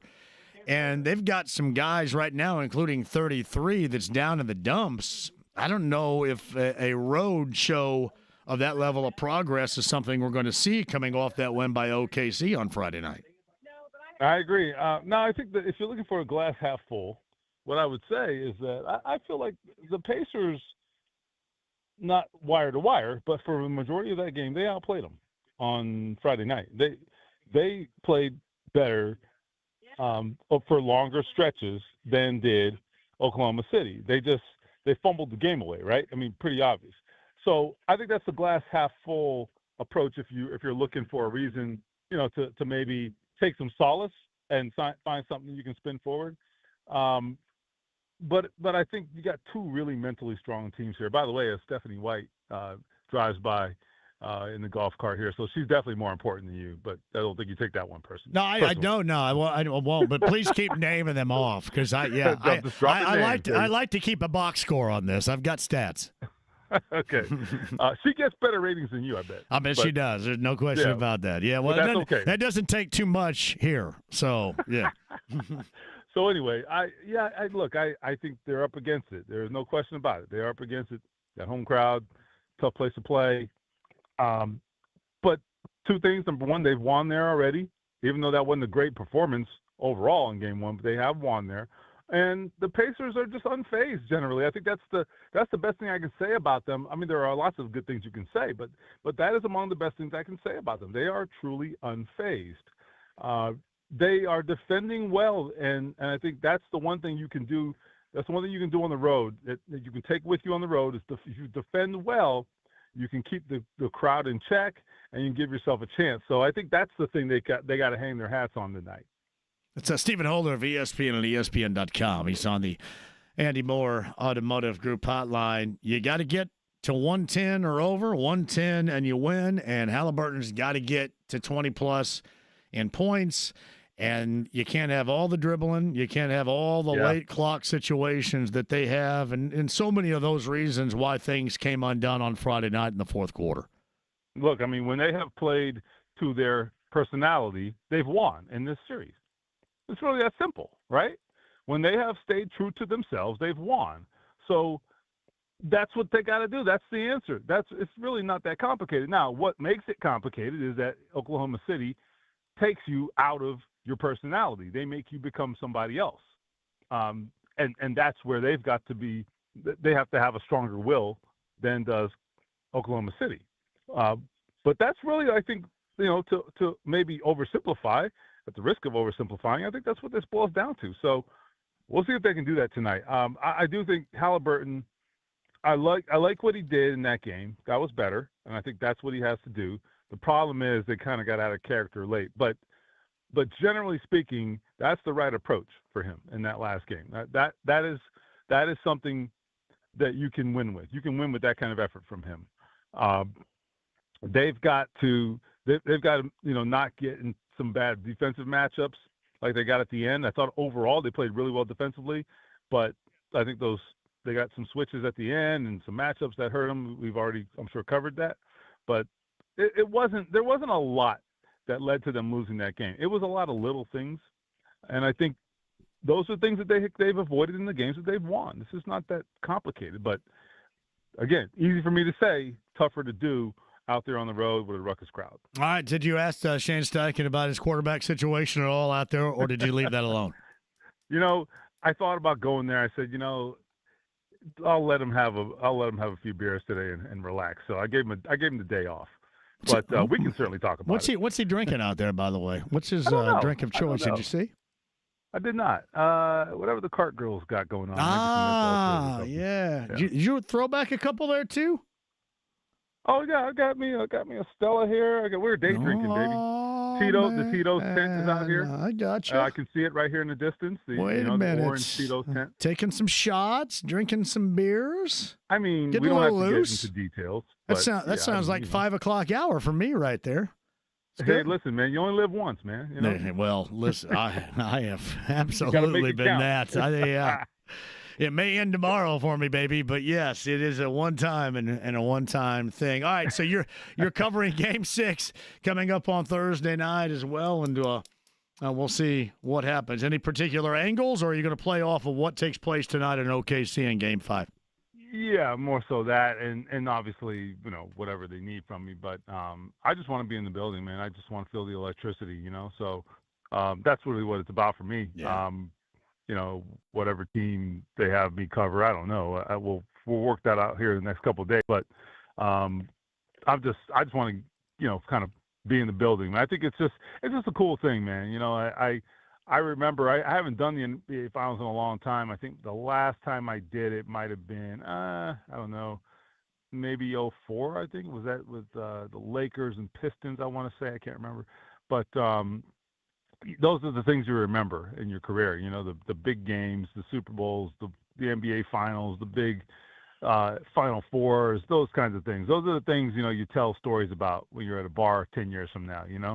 So. You want to be there. You want to feel it and experience it. And yeah, man, I'm no different than anybody else. I just, get to experience it in a different fashion because you're working. But it's still cool to be there no matter the circumstances. Hey, pleasure, man. I'm glad you had a good time today at AC's golf outing, and thanks for raising money for Teachers Treasures. It's an awesome group there, for real, and I'm very really proud to be associated with it, even if I was not associated with this golf outing. Yes. Okay. And I'll put in a good word for you. Clearly, I don't take it personally, as you can tell right here, right? So yeah. Nah, not at all. I'll put in a good word for you. Thanks, buddy. All right, I'll see you, man. So, Stephen Holder of ESPN on ESPN.com on the Andy Moore Automotive Group hotline. Who'd that be? JMV, did you see this? Total fouls committed every NBA Finals game. Game 1, 41. Game 2, 45. Game 3, 44. Game 4, 53. So, I brought this up. And this is not, I'm not blaming. This was all a Pacers deal. 100% in the fourth quarter. And why it ended that way. However, for the sake of the players, and you can even say this for both sides, but I'm sure Pacer fans are going to take this and run with it. You officiate 3 games in a similar fashion, and then when you throw a curveball in game number 4, that, to me, should be what everybody gets pissed about. And not any of this Scott Foster stuff, because I mentioned, to me, the Josh Tiven disregard of the elbow thrown at the neck of Halliburton on the free throw shot by Matherin. When you get shoulder high neck area with an elbow, something's got to be called there. And Tiven just stared at Halliburton because he felt that he flopped. And believe me, did he embellish it? Sure.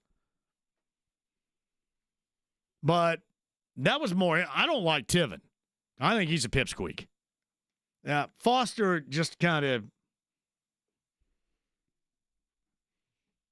what do they say? Foster beer, Foster Australian for beer. This Foster's like American basketball for pain in the rear end for everybody. But my issue wasn't with that, with the way that it finished. My issue was with you just change up the way the series is called in game number 4. That to me is what egregious, but not to the degree of the Pacers. They lost because of this. They lost because of the Pacers. Quick break. We'll come back. The Hoosier Lottery. A little bit of trivia from me coming up on the other side. Your chance to win a $50 prize pack courtesy of the Hoosier Lottery. You will want to play. We'll do that coming up on the other side. More of your calls. We go until 8 o'clock tonight on 93.5 and 107.5 The Fan.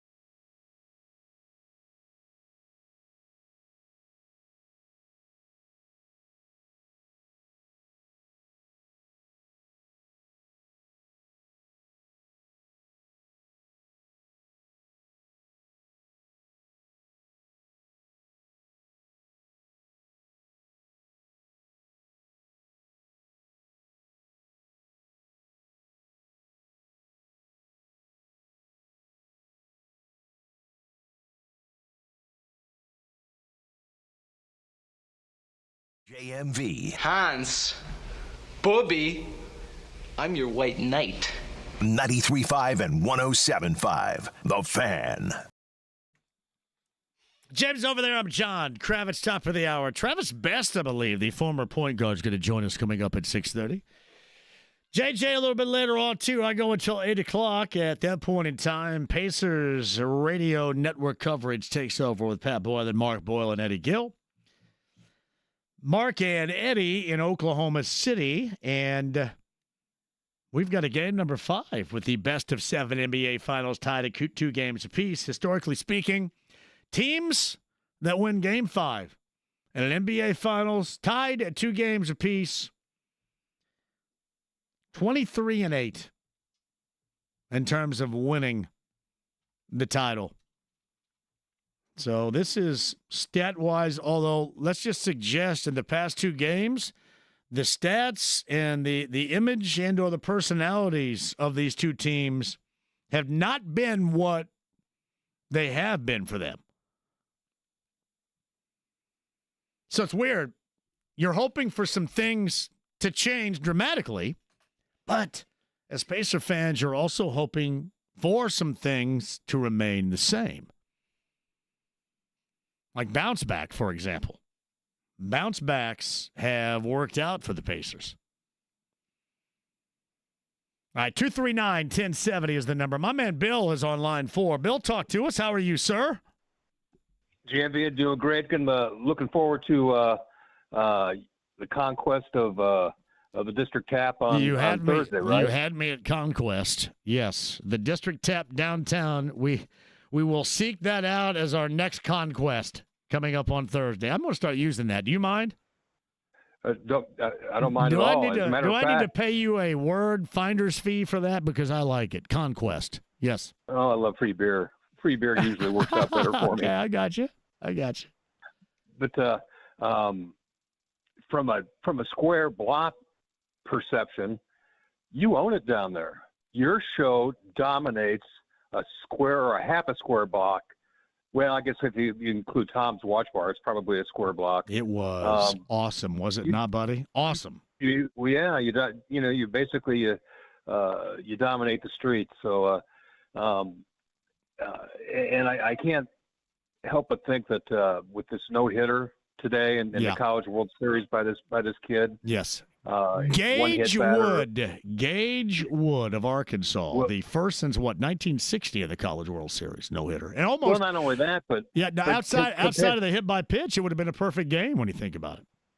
Well, and if you really want to put it in perspective and everything, it's right up there with Don Larson's game, and even though it was Major League Baseball, but it was. Did you watch him pitch? By the way, he reminded me of kind of. In the style, this is Gage Wood of Arkansas, pitched a no-hitter today. The third, I think, all-time in the College World Series, and the first is 1960 with 19 strikeouts.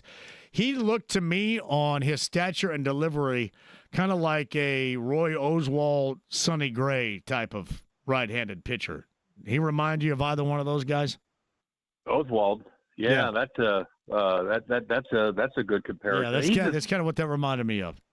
You know, he's just overpowering, and getting a chance to watch him is going to be pretty cool and everything. And I'm going to predict right now he's probably going to be the number 1 draft pick when the draft comes up here pretty soon. He is considered a first rounder even prior to this no hitter today. Yeah. So yeah.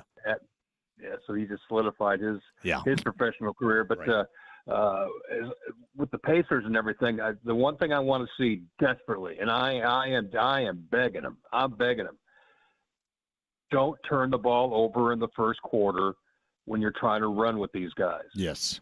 And throw the ball out of bounds or having them slap the ball away from you and everything. I mean, this is what it comes down to for me and everything. What's the first quarter going to look like? You know, if they don't take care of the ball and everything, they could be down 17 real quick. Against these guys, and I hate to say it, and I'm not wishing that happens, not by any stretch of the imagination. But man, as you watch this whole series and even watch them throughout the year, I mean, this is kind of what they do. But I still think the Pacers got a chance to be resilient and come back. And if anybody needs to talk to me, I'll be at the Mutt watching and cheering on the Pacers tonight. Shout out to Mike Manley. Tell Mike I said hello. 10th and I'll do it for you. Shadeland is Manley's Irish Mutt, which is a fantastic location. Thank you, Billy. All right, man. See you this week. You got it. That's on Thursday, the District Tap downtown. My man Michael is going to be there, the owner. It is going to be nice. We ran pivot out of Michelob Ultra. That was so impressive. The Hoosier Lottery and I want to add more play to your day. So I'm going to start doing this week, and I just don't at some point during the show. So now is the time. And sometimes it may be about sports. Other times, maybe not. The first correct answer wins a $50 gift pack from the Hoosier Lottery. And the Hoosier Lottery must be 18 or older to play. So we'll do this and then go to a break and come back and find a winner. James, you want to do that? And you probably heard this. I'll get better with the questions, but I guess this makes me so angry is the reason why I'm giving this question. You guys ready? So, one player in the NBA Finals has had 2 20-point games in the Finals without a 20-point performance in the regular season. Can you name this dingleberry?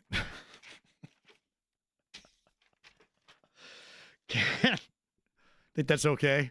Can you name this dingle? No. Can you name this person that is driving me insane? Can you name this person that this type of answer has to stop?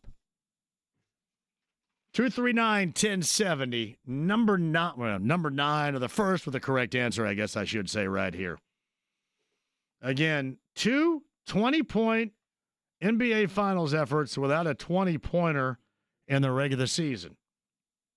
And the guy drives me insane every time he scores.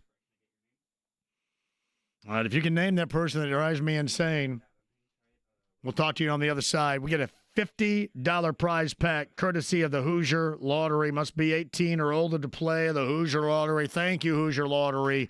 We'll do this all week long with 93.5 and 107.5 The Fan.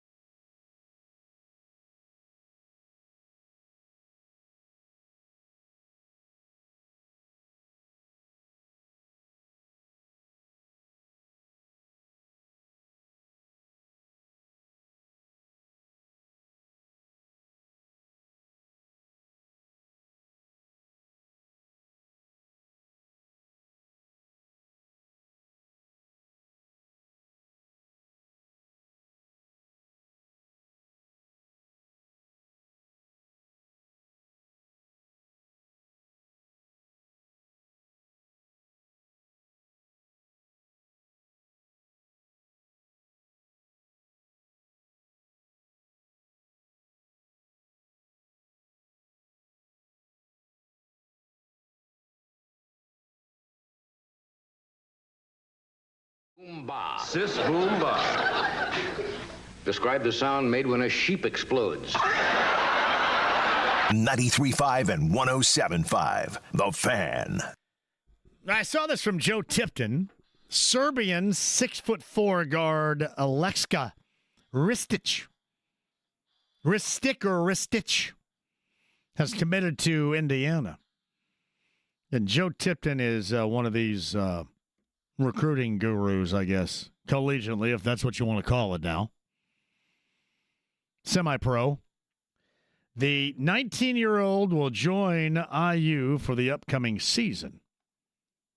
Evidently, from what they say, an elite-level shooter, Ristic most recently played for KK Dynamic. Sounds like a porn name. Hey, KK Dynamic. Welcome to the main stage, KK Dynamic. A top professional club in Serbia. And the 19-year-old averaged about 14 per, 39% from distance. Yeah, that was news, about 20 or so minutes ago right there. News that you already knew, and I think he was at Coach's Tavern when I was there. I was just at one end and he was at the other. But Westfield, Indiana's own Joey Chestnut, after a one-year hiatus, is back in the Nathan's 4th of July hot dog eating contest. By the way, Joey, a big-time CG guy. I know he's friends with Eric Moore, who's friends with me. Joey's a good dude. Joey Chestnut officially back. So that's good if you like that stuff. All right. Here's what we have. The Hoosier Lottery. This is kind of a my-style trivia question. I'll get more in terms of me as we move along this week. But it's your chance to answer this question to win a $50 gift pack courtesy of the Hoosier Lottery. Again, more play. Add that to your day with the Hoosier Lottery. Must be 18 or older to play. And here's the question. Hold on. Let me rephrase. 2 absolutely disgusting 20-point games in the NBA Finals without a 20-point game in the regular season.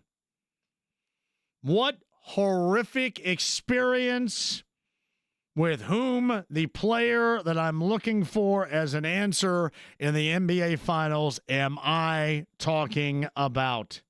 There's one and one only. He wears a headband. He's bald.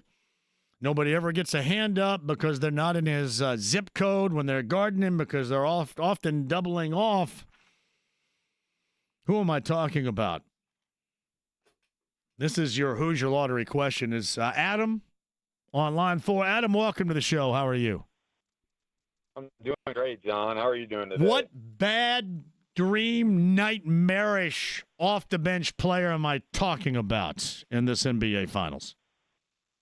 That would be Alex Baldhead Caruso. Can we make sure, Adam, that doesn't happen tonight? Is there any way? Any way? I mean, there's one thing, like the last time we talked about this, both Wiggins and Caruso went a combined 38. That was in game number 2. Yeah, the Pacers can't have any of that, and this Caruso situation has absolutely been one of the larger pains in this Finals for him. You're not wrong. I think if I remember right, he was averaging like 11 points a game or something during the season, or like 9 points a game. Yeah. Yeah, and he has been, in their wins, when they're good, he has been a major contributing factor. I feel really good tonight if he is not a major contributor, Adam, much like you. I've got a $50 gift pack, courtesy of the Hoosier Lottery, Adam, for you, okay? Add more play to your day. I'm assuming you're 18, correct? I am over 18, John. My brother. Adam, stay on hold. Talk to James. I appreciate you, brother. All righty. You got it. That's Adam right there, the winner. The first of the installment, the Hoosier Lottery.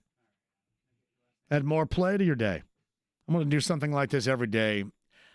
Depends on what happens tonight, how I handle this tomorrow. You may end up having a Wang Chung or a Paul Young or a John Waite or a Rick Springfield question tomorrow. You never know. They said, I want you to handle this. This is them to me from the Hoosier Lottery. I want you to handle this the way that you would handle it, which is dangerous territory. But I want to make it fun, and we're going to make it fun. Adam, congratulations. Your $50 Hoosier Lottery gift pack coming your way. We'll do that again tomorrow. Yeah, I'm going until 8 o'clock later on tonight. See, Skivvy says, easy answer. Can you let me get used to it just for 5 stinking seconds here, Skivvies? Pelk Dog says, need Miles Turner to break out of the slump tonight. Hey, listen. You're preaching to the proverbial choir right here. You want to know why? I want you to watch the game tonight, and I know that you will.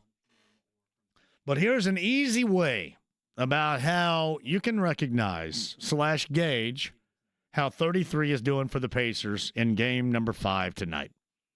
Just look at my notoriously terrible X handle. That's all you got to do. And the more from these jack sticks you see, quote, if it starts with your boy, you know it's going to go bad. And then Jim's going to call up tomorrow and ask me to apologize again. And I'm sorry, Ernest, but Jim was a jack. Again, Jim got what Jim wanted when Jim made that call. That's just how it goes. But all you have to do is look at my X handle to find out how that's going to go. Pelt Dog does continue here. Pascal shooting 1 shot in the 4th can't happen either. I would agree that is correct. Let's see what can happen. 4th quarter stuff that cannot happen. Yeah, I've already been all over the whole Alex Caruso crapola. Here's other stuff. Dribble, dribble, dribble, dribble. No pass, dribble, dribble. Late clock shot. None of that. Turn the ball over. Dribble, dribble, dribble, dribble, handoff. Getting it blown up. Other direction. And 1. Miss free throw, miss free throw, miss free throw. Bad shot taken, bad shot taken. Yeah. An audio advisory about what cannot take place later on tonight. But you're Pelt Dog, you're not wrong about any of that stuff. Yes, I mean, Skivvies, can I just get into it a little bit here? You already feel like you're going to be critical of my question. Let me get into it just a little bit. You may have something like Rick Springfield on Californication as one. Who knows? But that's what happens. JMV, part of Pascal only shooting 1 shot in the 4th was him turning it over so many times. Dribble, dribble, dribble, dribble. Ooh, I love this right up here, James. We're watching one of my favorite all-time Reds players, Mario Soto and Claudell Washington, going at it back in the 1980s right there. Look at Soto. Oh, he whipped the ball at him. Do you know what Claudell Washington is most famous for outside of this brawl right here? Not a clue. He was at the plate in Ferris Bueller's Day Off. He hit the foul ball, obviously, fictitiously, but hit the foul ball that Ferris caught in the stands. Really? He did. Cool. Claudell Washington hit that. In the 1986 last week release classic Ferris Bueller's Day Off, but also noted because he and Mario Soto, Reds fans will know this, got into a brawl, and Soto threw the ball at him. Pretty good stuff right there. Hey, quick one, we'll come back. We got more of your calls. Top of the hour, Bob Kravitz at bobkravitz.com. Hopefully, Travis Best, the former Pacer point guard, at the bottom of the 6 o'clock hour, and Jeremiah Johnson as well. We'll take you until 8 o'clock tonight. Pacer pregame after that. Tip time 8:30 from Oklahoma City. The Game 5 best of 7 tied at 2 games apiece. The Game 5 winner, 23-8 in winning an NBA title when the series is tied at 2 games apiece. So you can gauge the level of importance with that particular stat right there. The AAA Membership Lounge via YouTube Live. We're back with you next on 93.5 and 107.5 The Fan.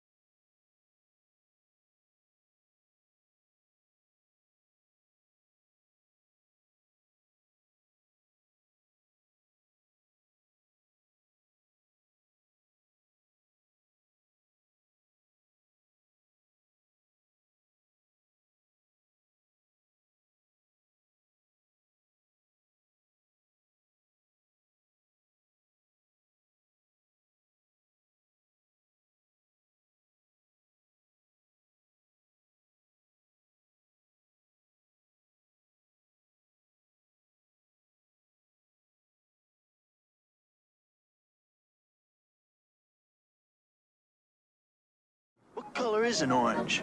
Ted, you bonehead. Its color is the same as its name, just like a lemon. 93.5 and 107.5. The Fan. I'm going to be here forever. Or at least until 8 o'clock tonight. Pacer pregame after that. Oh, wait a minute. Hold on. Kendrick Perkins is talking about Game 5. You know how you can, even with the sound down, how you know that what he's saying is inaccurate? How? His lips are moving. But I will say this. I am very proud at ESPN for finally in this series watching the Pacers for the first time and realizing it. He'd be one. I mean, listen, it was not a week and a half ago. The first two games of the Knicks series, Kendrick Perkins had zero idea. None. So I guess he's giving it the old try right now. So well done. How surprised do you think they were when they found out there were more than 29 teams in the NBA? Yeah, they had no idea. Because you have to have an elite level player. I gave you the local numbers, as you would understand, television viewing wise, are stratospheric, and it's also good because some like rediscovered RTV6 is still there. You go, hey, wait a minute, there it is. It is still here. There it is. So it's good. The local numbers have been through the roof, as you would know. Nationally is what they're going to talk about. Hey, by the way, too, it appears, from what I have witnessed from a pregame sound check, and it's not like I'm there, I've just seen this via X, that Isaiah Hartenstein indeed will be starting Game 5 once again. So the small ball starting lineup for OKC is now been replaced by Hartenstein and Holmgren. To me, it doesn't matter. It does not matter.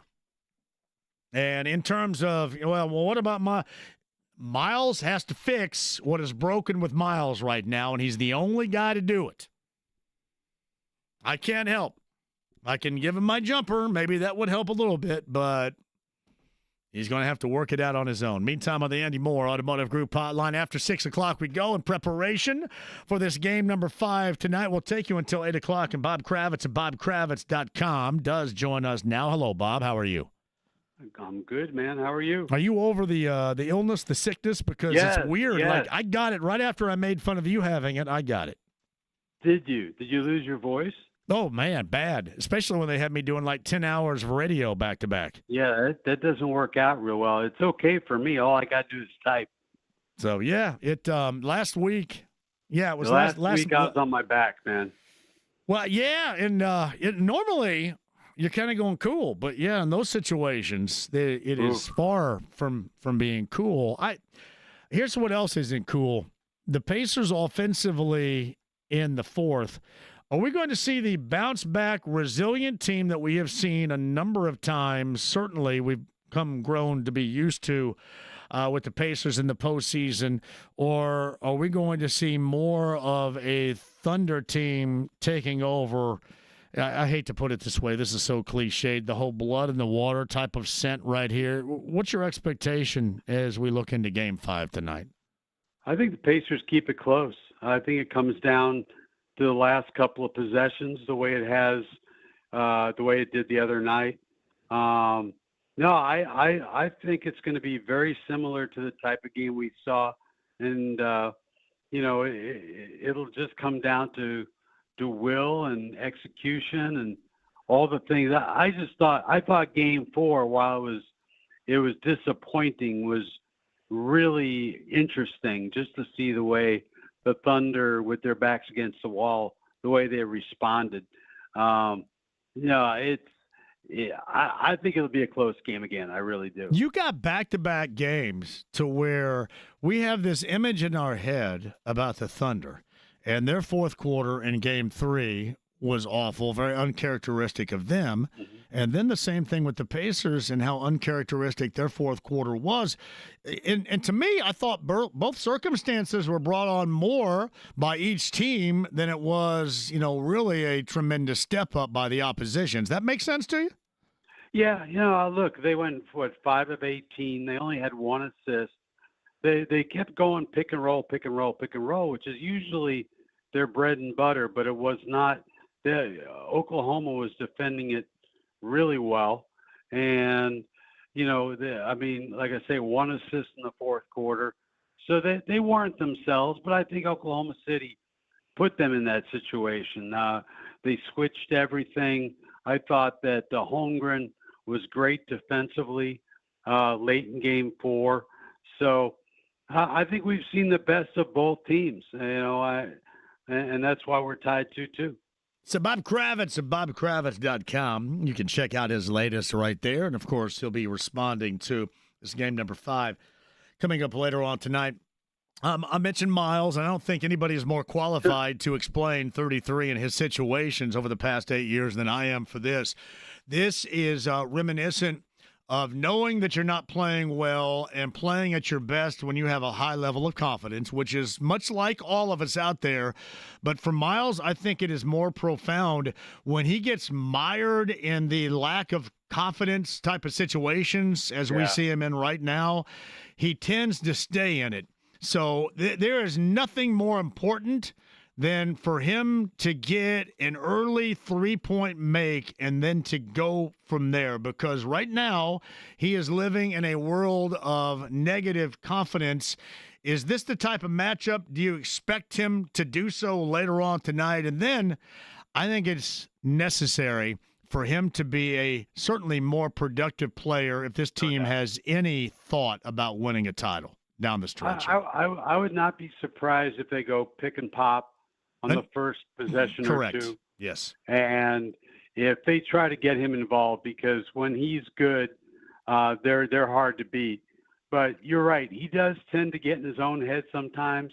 As somebody who is dealing with that flu or virus or whatever the hell it was, that'll put you on your butt, man. I'm telling you.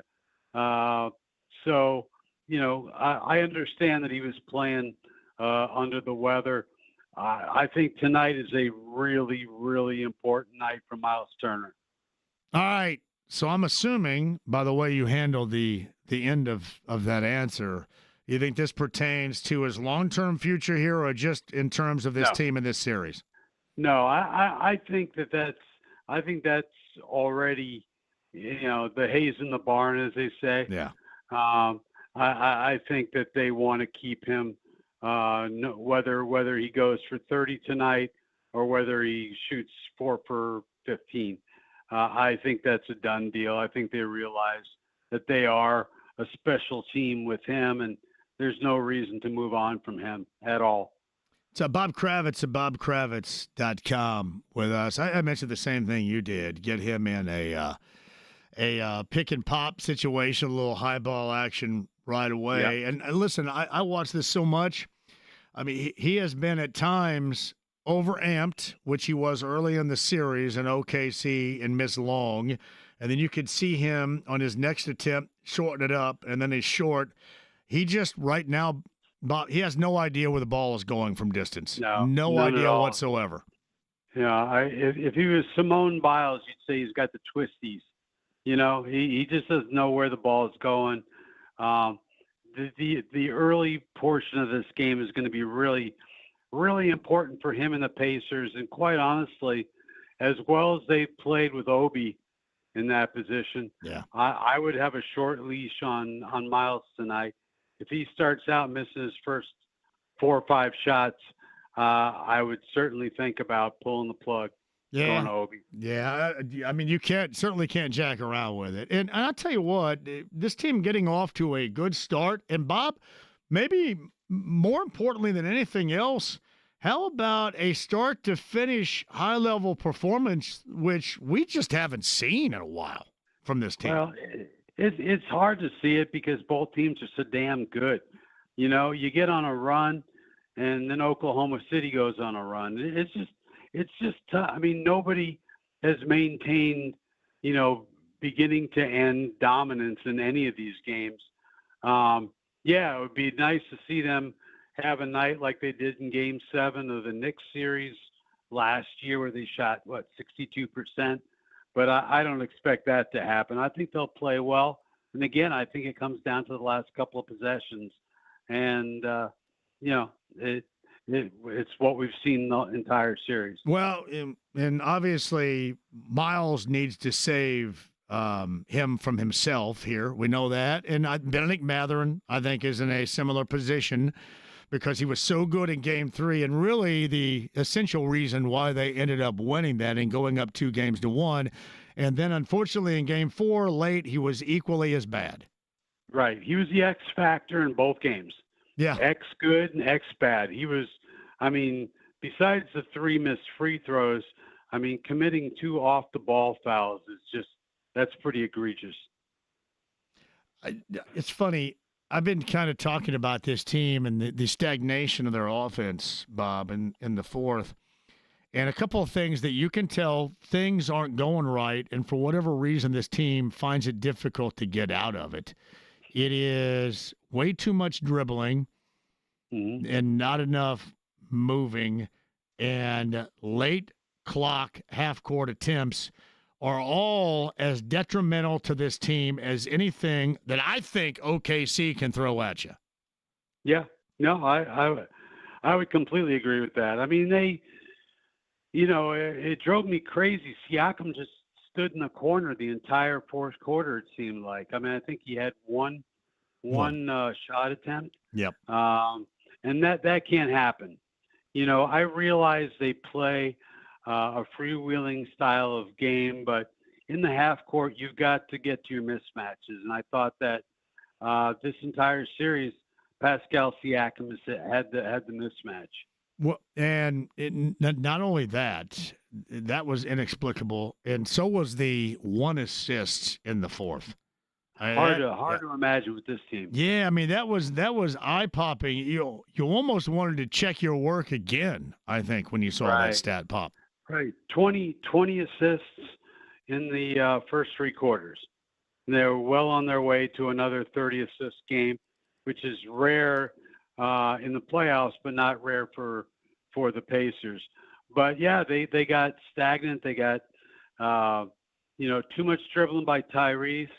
I thought Nembhard wasn't aggressive. And, yeah, your best player, Siakam, has got to get more looks than just 1 in the fourth quarter.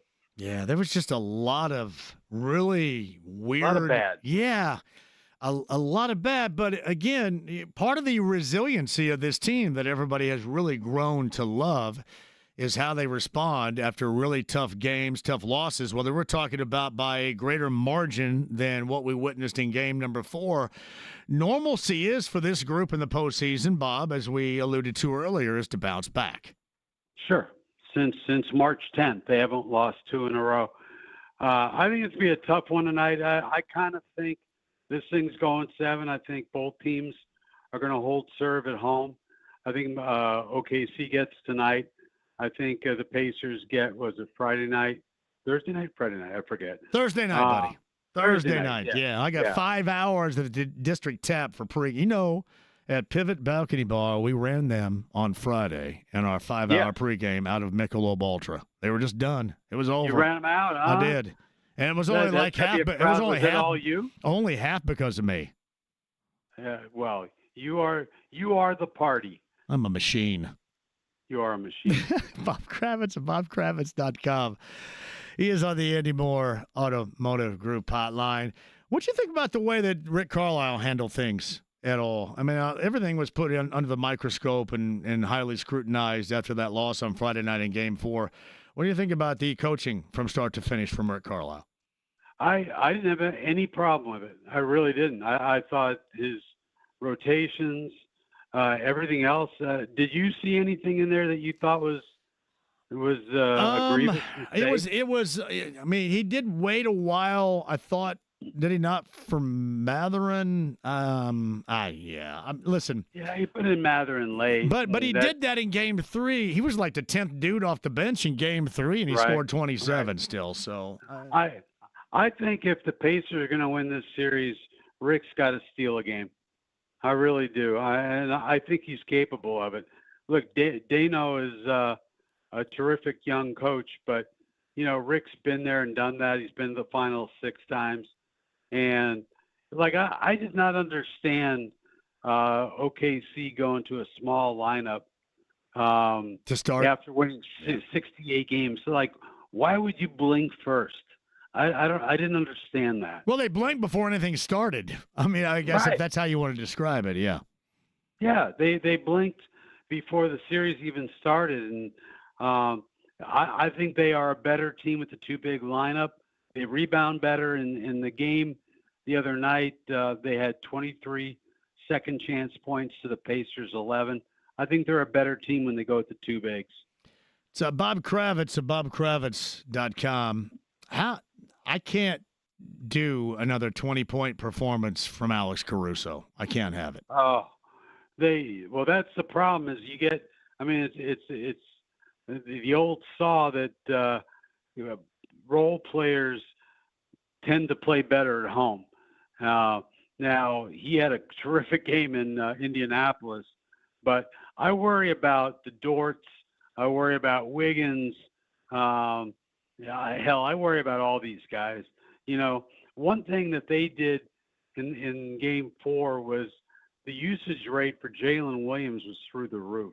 They let him bring the ball up, right, and they let Shea go off the ball.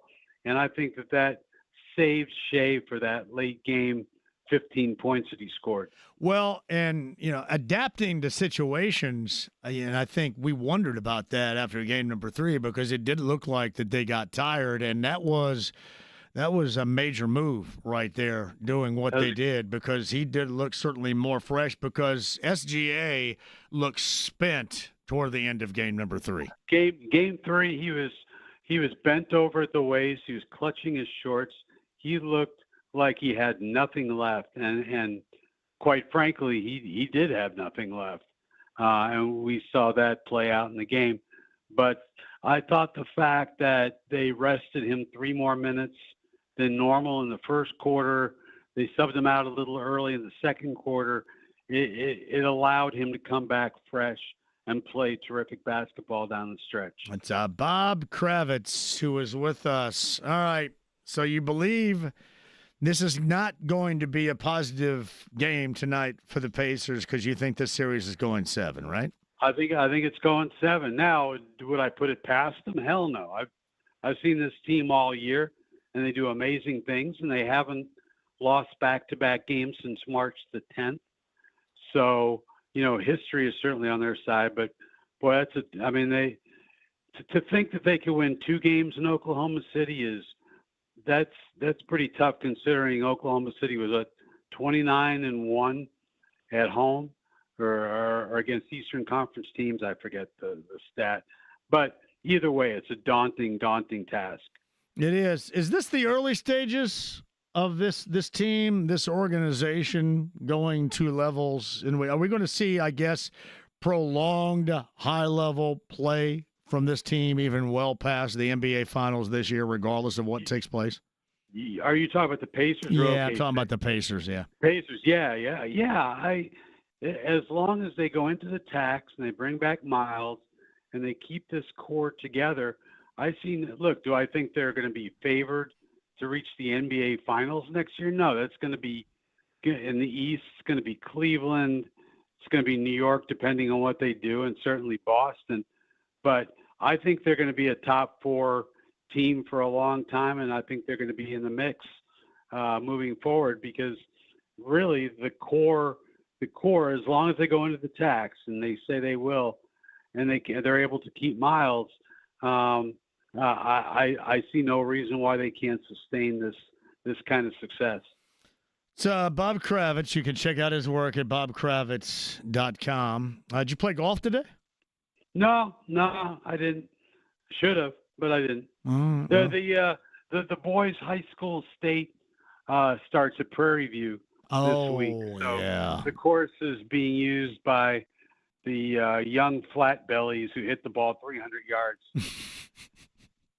Hate those guys. The young flat bellies that hit the ball 300 yards. Well, I tell you what, I'm happy that you're back and feeling better now because I know I feel great. I went through it a little bit too. Yeah, I went through it a little bit and just kind of had to plug away at it. But yeah, I didn't even write off a game 3. I know people are like, "What the hell's wrong with you?" But I was flat on my back, but I feel great now and ready for Game 5. Do you at all know what Miles was dealing with in Game 3? I think the medical term for it was the crud. The crud. The crud. I think that's the medical term for it. Yeah, I think that's also the term for his 3-point jumper right now. Oh, it's not good. Not 6 good. for 20 in the last 2 games from the field. And 1 of 10, I want to say, last 2 games. He's shooting 28% from 3 in the finals. Brutal. Which any way you slice it, right? There is not a player in the NBA that needs a confidence boost more than he does anyway, but certainly now. Because Got to get him going. Got to get him going early, man. Being his own, I feel as if I'm an authority on this right now, as I've watched over the years, and he needs to see one go through dramatically, Bob, tonight. In the worst way. Early. In the worst way. And again, I think that they're going to try to set him up for success early. I can see a couple of early pick and pops and getting him straightened away. And again, if he's still struggling, I have no hesitation about going to Obi. None. Yeah. Well, no, I mean, you can't at this point. I mean, you're going to go with, how you got there. There's no doubt. But, yeah, if you figure out that it's still prolonged and it's that situation, then, yeah, there is going to be, I'm assuming, a rather large adjustment. But I think that's really with anybody that probably gets a little bit more clock than usual. Maybe if they're off the bench, if things are going well for them. I mean, is that an adjustment that Rick Carlisle makes, or do they go through the same circumstances here? I just think he plays it by ear with Miles specifically. If he starts slowly, then I think you have no choice but to make a change. But Obi's had a marvelous series. I mean, games 1, 3, and 4, he's been outstanding. So I'd have a very short leash on Miles tonight. All right, Bob, I appreciate that. We'll check out buddy. what you have to write about it and see what happens later. If you're going to the game, stop by on Thursday. Help it. All right, where will you be again? The District Tap downtown. Oh, Thursday. downtown. Okay. Yeah. I may just do that. Oh, God, there's Alex Caruso with a corner wide-ass open jumper for 3 again. Ugh. Makes me sick. All right, buddy. We'll see you on Thursday. All right, buddy. All right, take care. It's Bob Kravitz at bobkravitz.com right there. This show goes until 8 o'clock. Did you see that text from Jeremiah Johnson? I just looked at it, yeah. Add some clarity. He wants to give away... I believe he is wanting to give away some watch party passes. For tonight? For tonight. Okay. I can ask just to be sure. Make sure he's cool with it. When's he come on? What time? 7 o'clock. 7 o'clock. And we'll promote that if he wants to do that tonight as well. Do you know JJ called in the JMV Takeover? I did not. On Saturday night. Has he ever called in before? Can you guess what song? I don't think he has. What song he requested? I'll take the easy guess. Was it the Yes Sir song? It was not the Yes Sir song. It was from 1988. And it wasn't hard. It wasn't up-tempo. But it did make sense in terms of what you're looking for from the Pacers later on tonight. So think about the fourth quarter and, think about sizing yourself up on what happened and how you make it better in Game 5 on the road. JJ coming up at the top of the hour. We'll see if you can have at it and figure out that song. Your call's at 239-1070, and if he's cool with it, we will give away, before we bail out of here, some watch party passes. He suggests that also includes food and beverage, soda, beverages, and food. We'll go over that with you coming up, too. At 239-1070, your opportunity to talk with me as well. We go until 8 o'clock. The pregame show prior to game number 5. It is right here on 93.5 and 107.5 The Fan.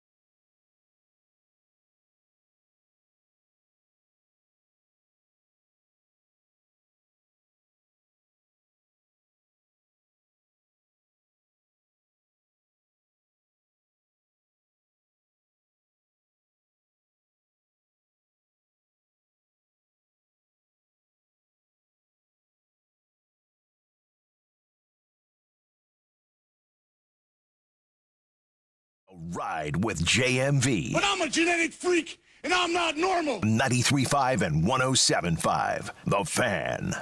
Hey, this show goes until 8 o'clock tonight. Pacer pregame, Mark Boyle. Eddie Gill and Pat Boylan come at you then. Jeremiah Johnson at the top of the hour from Pacers TV. He is hosting a watch party at Cambridge Fieldhouse. In fact, when we approach JJ, we're going to give you the opportunity to win 2 free passes, so a pair to 1 winner, and that includes some food and soda, right? Correct? JJ with that chance, plus the song that he requested on Saturday night on the JMV Takeover, because there was a B1057 call-in on the All Request Saturday night. JJ made it. And I'll unveil that for you coming up in a little bit. Again, 8:30 tip time, game number 5 coming up later on tonight. I mentioned this, game 6. I've got you for 5 hours beginning at 3 p.m. on Thursday. A block from Cambridge Fieldhouse at the District Tap coming up on Thursday. So plenty of opportunity to join us. Again, Thursday, the District Tap. That is prior to game number 6. With the Pacers hosting OKC. Game 5 is tonight. We'll get back to that and more coming up in a second. But on the Andy Moore Automotive Group hotline, he has been a part of the finals festivities. It was great to see him in the building the past couple of games. Certainly, he is a former Pacer point guard, 95 through 2002. Such a big postseason shot. If you remember the year they went to the finals against the Milwaukee Bucks from the corner, from distance. Let's welcome into the show Travis Best, who joins us now. Hey, Travis, thank you very much for the time. How are you? I'm great, John. Appreciate you having me on, man. I'm excited about having you back. How great has it been to be back and to take in what you have been a part of in the past as a player? It's been a beautiful thing. I mean, what the current team is doing now is basically shedding light on what we did 25 years ago, and just the love that you get when you're in the city. It's been a beautiful thing, man, and just looking to give these guys all the adulation and love and support. And there's a little anger, but I'm giving it all to them as they're trying to win our first championship. Well, let's start with your analysis going back to game number 4, which was hugely disappointing. And not through 3 quarters it was, well, maybe the tail end of the third. But what, in your estimation, with this team went so haywire in the 4th? I mean, obviously on the offensive end, was it more about OKC's defense or more about the lack of execution for the Pacers offense? I believe this series is in our hands, man. I think we have to just continue to play with a laser focus on what it is we have to do, getting back defensively, not bickering with the referees, really tagging north and south as opposed to east and west. That plays into OKC's hands. But just playing a more physical brand of basketball, taking it back in the day, no layups, really just being focused as a team, swarming SGA when he gets the ball, especially in the paint. And, he's been able to push off. It's not even a push off. He's given us a forearm shiver, and we're going back 2 and 3 feet. And, I really believe if we hold our ground a little more, keep those guys off the glass. And, of course, we have to take care of the basketball. But going back to game 4, I believe that, when we got up 10, I thought, we settled a little too much instead of attacking the basket. It was a good stretch where we didn't score, where we could have gotten the lead up a little bit more. And, I think if we just continue to focus on what it is we have to do, then I think this series is in our hands. But if you play to OKC's hands, if you turn the ball over, if you're not protecting the rim and they're getting to the basket easily, if you're not running back on defense and loading to the basketball, everybody, getting ready for their penetration off the dribble, then, you're playing into their hands. So I think that's the recipe. We have to do those things, and I think we control the series. Travis Best, the former Pacer point guards on the Andy Moore Automotive Group hotline at 8:30, game number 5, tip from OKC. We got you covered here on the Fan later on tonight. And you saw this really play out, Travis, in game number 4. this team is so much better at their best when the ball is popping around, they're passing it. It just seemed like there was stagnation, there was over-dribbling, there was late clock situations, which normally is not good at all for this team. It all kind of came together right in that fourth quarter. A lot of the things that lead this Pacer team offensively down the wrong path, that's what we witnessed. Yeah, it became a perfect storm, when we were up and, we had the momentum. In my estimation, I don't believe the referees helped us. I thought we played pretty good defense on a couple of occasions, and they sent them to the line. I think you once again, physical basketball. We have to keep Chet off the boards. We have to, bang him, let him know that he's not getting free runs at the glass. And like you said, if we're moving the basketball, but I think it starts with defense. We have to continue that, and then everything translates into offense from there. I have not blamed that on the officials, but I want to play off of what you just had to say. And in terms of been there and done that for you in the NBA, and here's what I'll bring up. To me, what was highly unusual about the way the game was officiated on Friday night was you go from what it looked like in the first three games, Travis, 41, 45, 44 foul calls. And then all of a sudden, things, for whatever reason, change. I felt dramatically where it goes to 53. A lot of the touch stuff, lack of contact. It's weird. Like, some of the touch stuff was called, and then some heavy contact wasn't. So they didn't seem to me like that there was much of how they officiated the first three that we saw in game number 4. I thought that was the issue above all else. Yeah, I was upset on a lot of calls. And, to me, I think the referees get caught up in what the offensive player does far too often.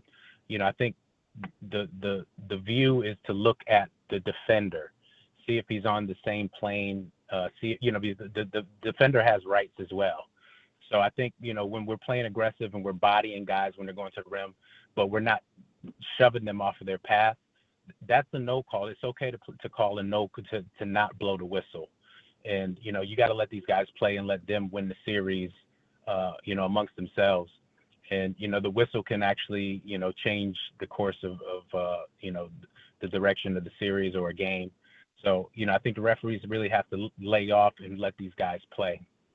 Where does consistency rank for you as a player? I mentioned the first three, seemed like it was more consistent than the fourth.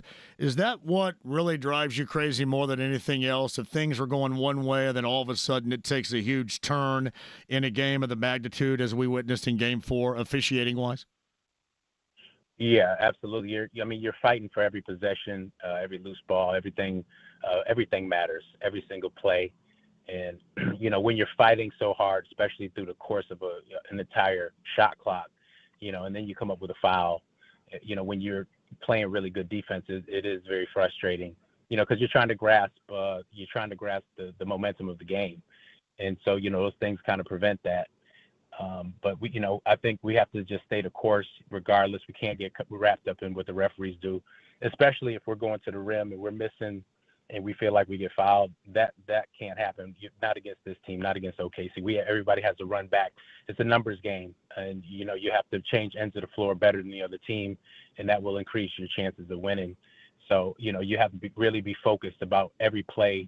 Let the coaches worry about the fouls.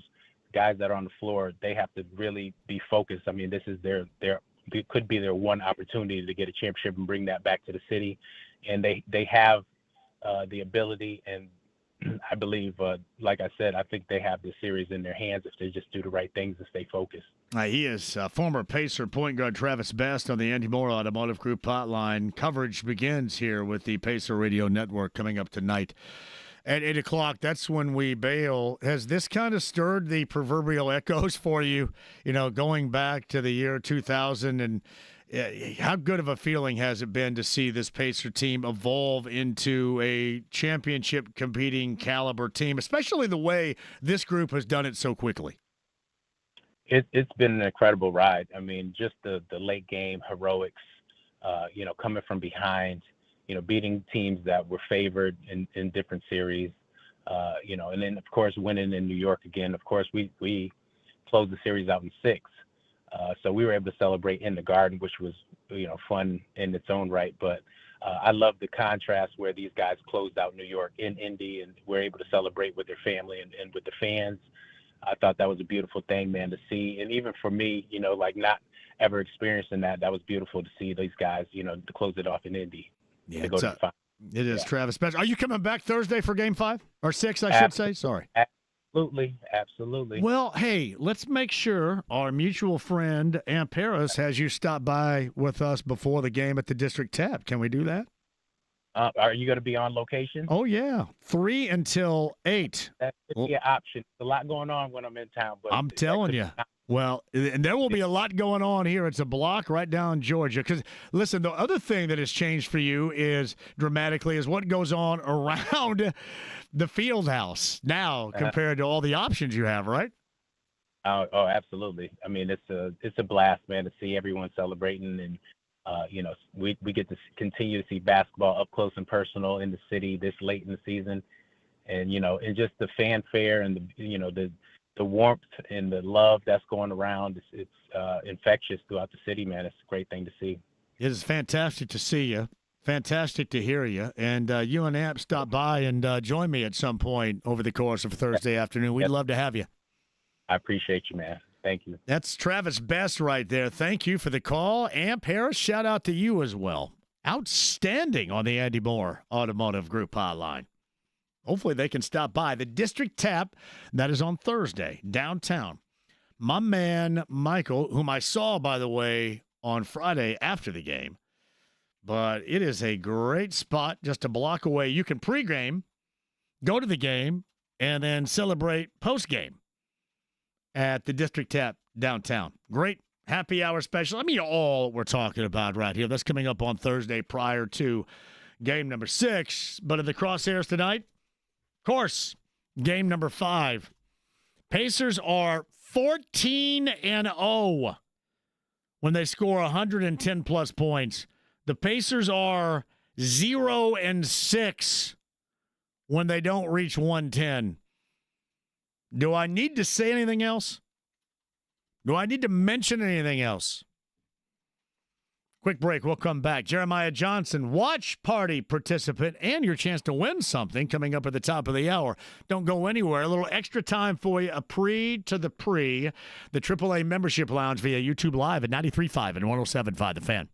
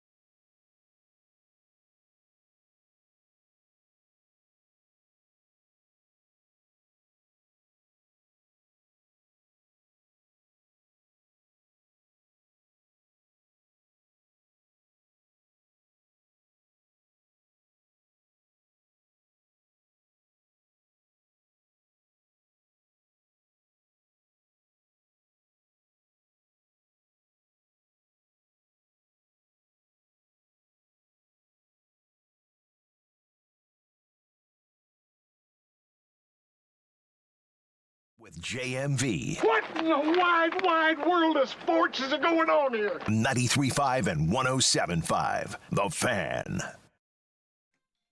Travis Bass Podcast, 107.5thefan.com. Well done. Thank you, Amp, for that. Viewing party passes I have to give away, courtesy of Jeremiah Johnson here at the top of the hour.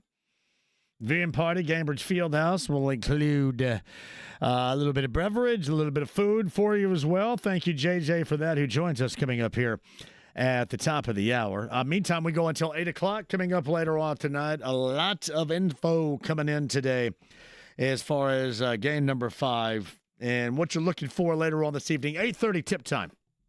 8 o'clock, your coverage begins here on 93.5 and 107.5 The Fan with the Pacer pregame show. Keep in mind, too, that in studio today, we're going to get Jake coming up at the 7 o'clock hour, too. I think Jake is at Nippers up in Carmel for a viewing party, so we'll get Jake on board as well. I mentioned JJ, or check that, JJ top of the hour, Jake a little bit later on as well.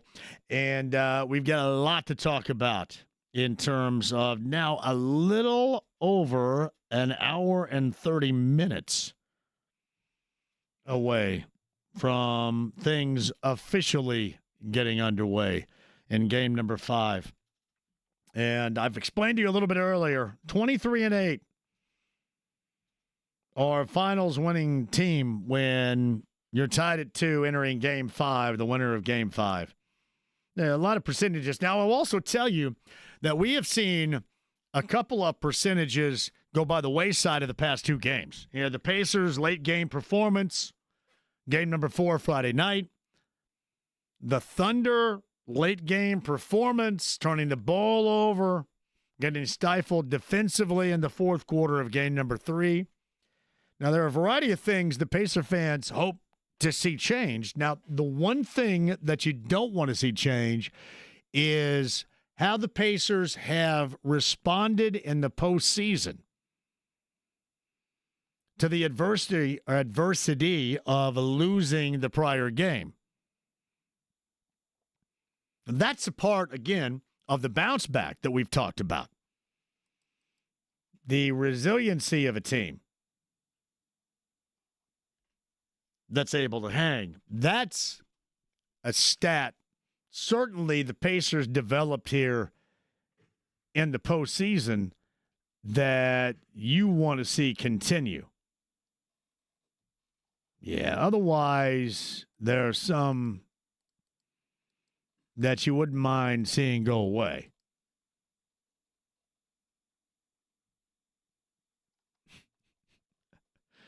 This video is pretty funny. This a site called Brick Center, and it has Stephen A. Smith walking in, and it says Stephen A. Smith pulling up to play solitaire. That's pretty damn funny right there.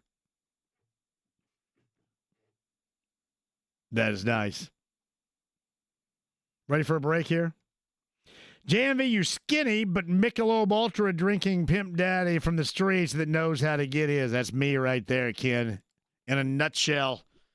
We will run you out of your beer if you're not careful. District Tap coming up on Thursday.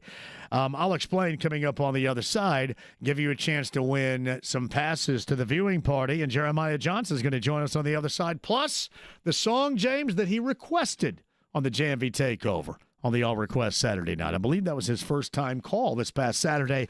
We'll do that on the other side. Just a little over an hour remaining till we get you to the Pacer pregame coverage right here on 93.5 and 107.5 The Fan.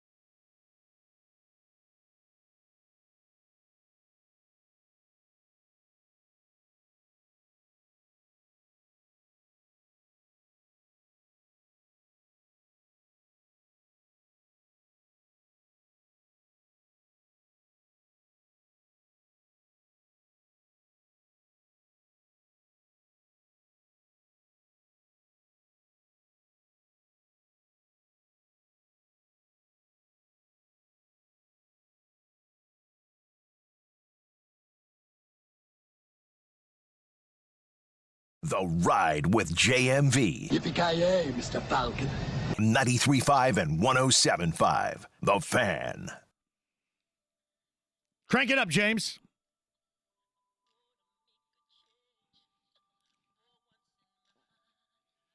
It may not fire you up.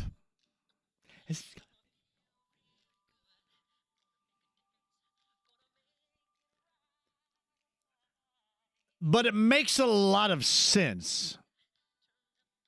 1988, from the Bad album, Michael Jackson, Man in the Mirror was the requested song by our next guest on the Andy Moore Automotive Group hotline. Jeremiah Johnson of Pacers TV is going to be also hosting, co-hosting, multi-hosting the watch party, in which we're going to give away a pair of passes to in a moment. But first, I want to start right here with you, JJ. Man in the Mirror, because you feel like it's time, much like the fourth quarter of game number 4, for the Pacers to make that change. Look in the mirror and make that change tonight for Game 5. You said it may not fire you up. It fires me up, and this goes way back. And I had numerous performances, whether it was in a college fraternity house or a wedding reception. I've been known to sing that a time or two in the karaoke or just at a function, and it's motivating. You look in the mirror, you make the change, and not significant changes are necessary, but you just needed to make some late fourth quarter changes, and the Pacers are in bounce back mode tonight, ready to make that change in Game 5. Yeah, all right. So I'm going to get back to that in a second, but you also have something to give away that you're going to be a part of tonight. So number 9 at 239-1070. JJ, give it away. What is it? Yeah, a couple of tickets to the watch party. I know the tickets went on sale, and they were scooped up pretty quickly, had a couple of extras, and these are actually good seats in the terrace where you'll get some hamburgers and some hot dogs and some sodas. So caller number 9, get to work, and I'll send them your way. You got to be able to get down to the field house tonight. Doors open at 7:30, and, of course, the game at 8:30, and we'll be having a lot of fun. And the watch parties have been great fun. So get dialing right now. All right, so if you want a pair, make sure you can make it a pair to tonight's watch party, courtesy of Jeremiah Johnson, number 9 at 239-1070. We would love for you to go. Talk to James right here, and James will set you up. Thank you, JJ, for that. All right, I want to move back to the man in the mirror. What is most evident for this team where they really need to look in the mirror? And I'm talking collectively, individually, and make that change from Game 4 to Game 5. Yeah, I mean, it's not significant. They did, for the most part, exactly what they wanted to do. And you look at some of the numbers, specifically, you know, Oklahoma City having 10 assists only and only 3 made three-pointers. And you made Shai Gilgeous-Alexander work for his. But down the stretch, yeah, I don't know if it was just you'd had so much success in late-game situations that you almost just expected it. And that's not a bad thing, but they just lost a little bit of focus. And you also have to give a lot of credit to the Thunder because they turned their defense up to a level that not many teams in any era are capable of. So that was, to me, where the game swung. You just could not get any good offense. And it's something we've talked about a lot this season. I've shared during fourth quarter sideline reports on regular season broadcasts.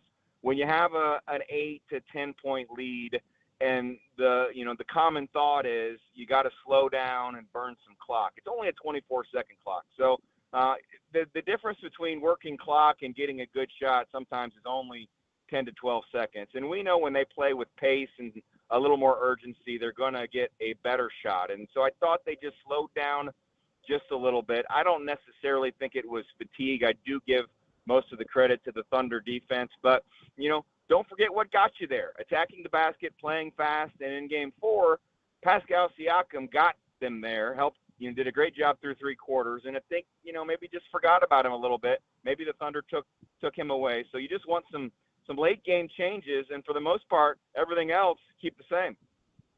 Jeremiah Johnson, watch party for game number 5 at Gainbridge Fieldhouse later on tonight. JJ's on the Andy Moore Automotive Group hotline. I just think that they went and did basically offensively everything that you and I have talked about they do wrong to compromise their situation, whether it was over-dribbling, not moving, becoming stagnant, late clock situations. I mean, all of that normally leads to bad things. And, sometimes you get maybe one, maybe two of those things, but they all kind of converged in that fourth quarter on Friday night at Gainbridge Fieldhouse for the Pacers. And really, to me, the big difference between Game 3 and Game 4 is how the fourth quarter started. In Game 3, you entered the fourth quarter trailing, and your second unit, the combination on the court is not a full five-man bench rotation, but guys like Benedict Mather and T.J. McConnell, Obi Toppin made plays early in the fourth quarter of Game 3, allowed the starters to rest just a little bit longer.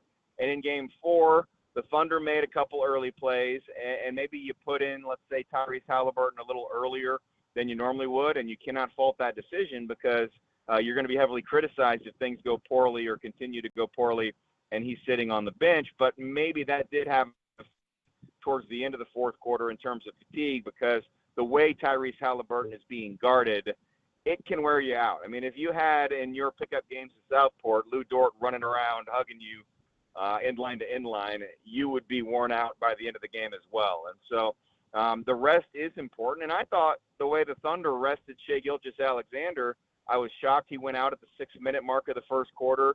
He rested more than he had been, and maybe that helped him have that energy down the stretch. Fans don't like it when stars are sitting out in big games. Yeah. No, I mean, in that part with their defense is you have to understand to play your best, you got to sometimes have a little bit of rest. So JJ joins us on the Andy Moore Automotive Group hotline. There was one significant measure that was, I know going back to the two big lineup was one thing, but one significant measure that was taken was the usage of Jalen Williams bringing the ball up and freeing up Gilgeous-Alexander off the ball more. Did that save some of that fuel left in the tank for SGA that we saw late in that game with his offensive performance? I think it did. Now, it does also give, to me, the Pacers more opportunities to force turnovers because unlike Andrew Nembhard, let's say, who's had a lot of experience this season with primary point guard responsibilities, I don't think Jalen Williams has had that as much with Oklahoma City. And we did see when pressured him, turn it over a little bit. So if they're going to go that route and Andrew Nembhard's going to deny Shai Gilgeous-Alexander ever getting the ball initially, and then Jalen Williams is going to bring the ball up the floor, maybe those are some opportunities you can get some turnovers, some points off of turnovers. But I do agree with you that that was the one time this series where a game was Wednesday and then another game on Friday, only one day between games. So maybe that factored in just a little bit to the Thunder decision to just kind of ease off the minutes, ease off the responsibility. I don't know that I'm expecting as much of that tonight in a very important Game 5 at Oklahoma City. And when you're playing with the home crowd behind you, maybe you get a little extra motivation and adrenaline that'll help you out. So I expect some changes. I'm guessing they won that game. They'll keep that two big lineup, and they'll maybe, rest Shai a little bit. But I do think it did give him a little bit of extra energy, the less minutes and the less responsibility. JJ, so Game 3 in the fourth didn't go like what we know OKC to be. Turned the ball over a great deal. Defensively, they got stifled. And then the same can be said about the Pacers offensively in closing games in the fourth. So that's what brings me to this.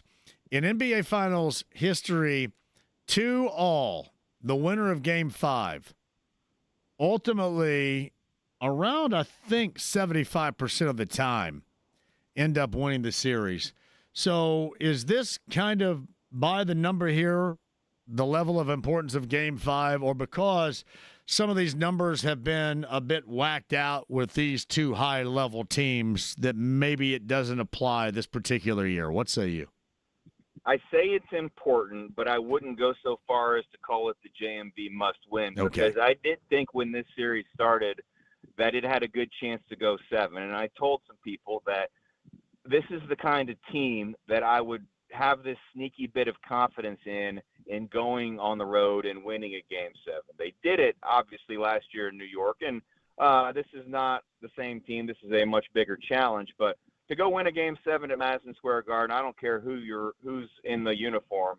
that's a big challenge. And my biggest concern tonight is just watching how they respond, because we did see some of the teams that the Pacers had some, those miraculous comebacks against in game 1, game 2 of these series. And let's specifically look at the Knicks. When the Pacers won that game 1, it was tough for them to come back, and they had a little bit of a hangover effect.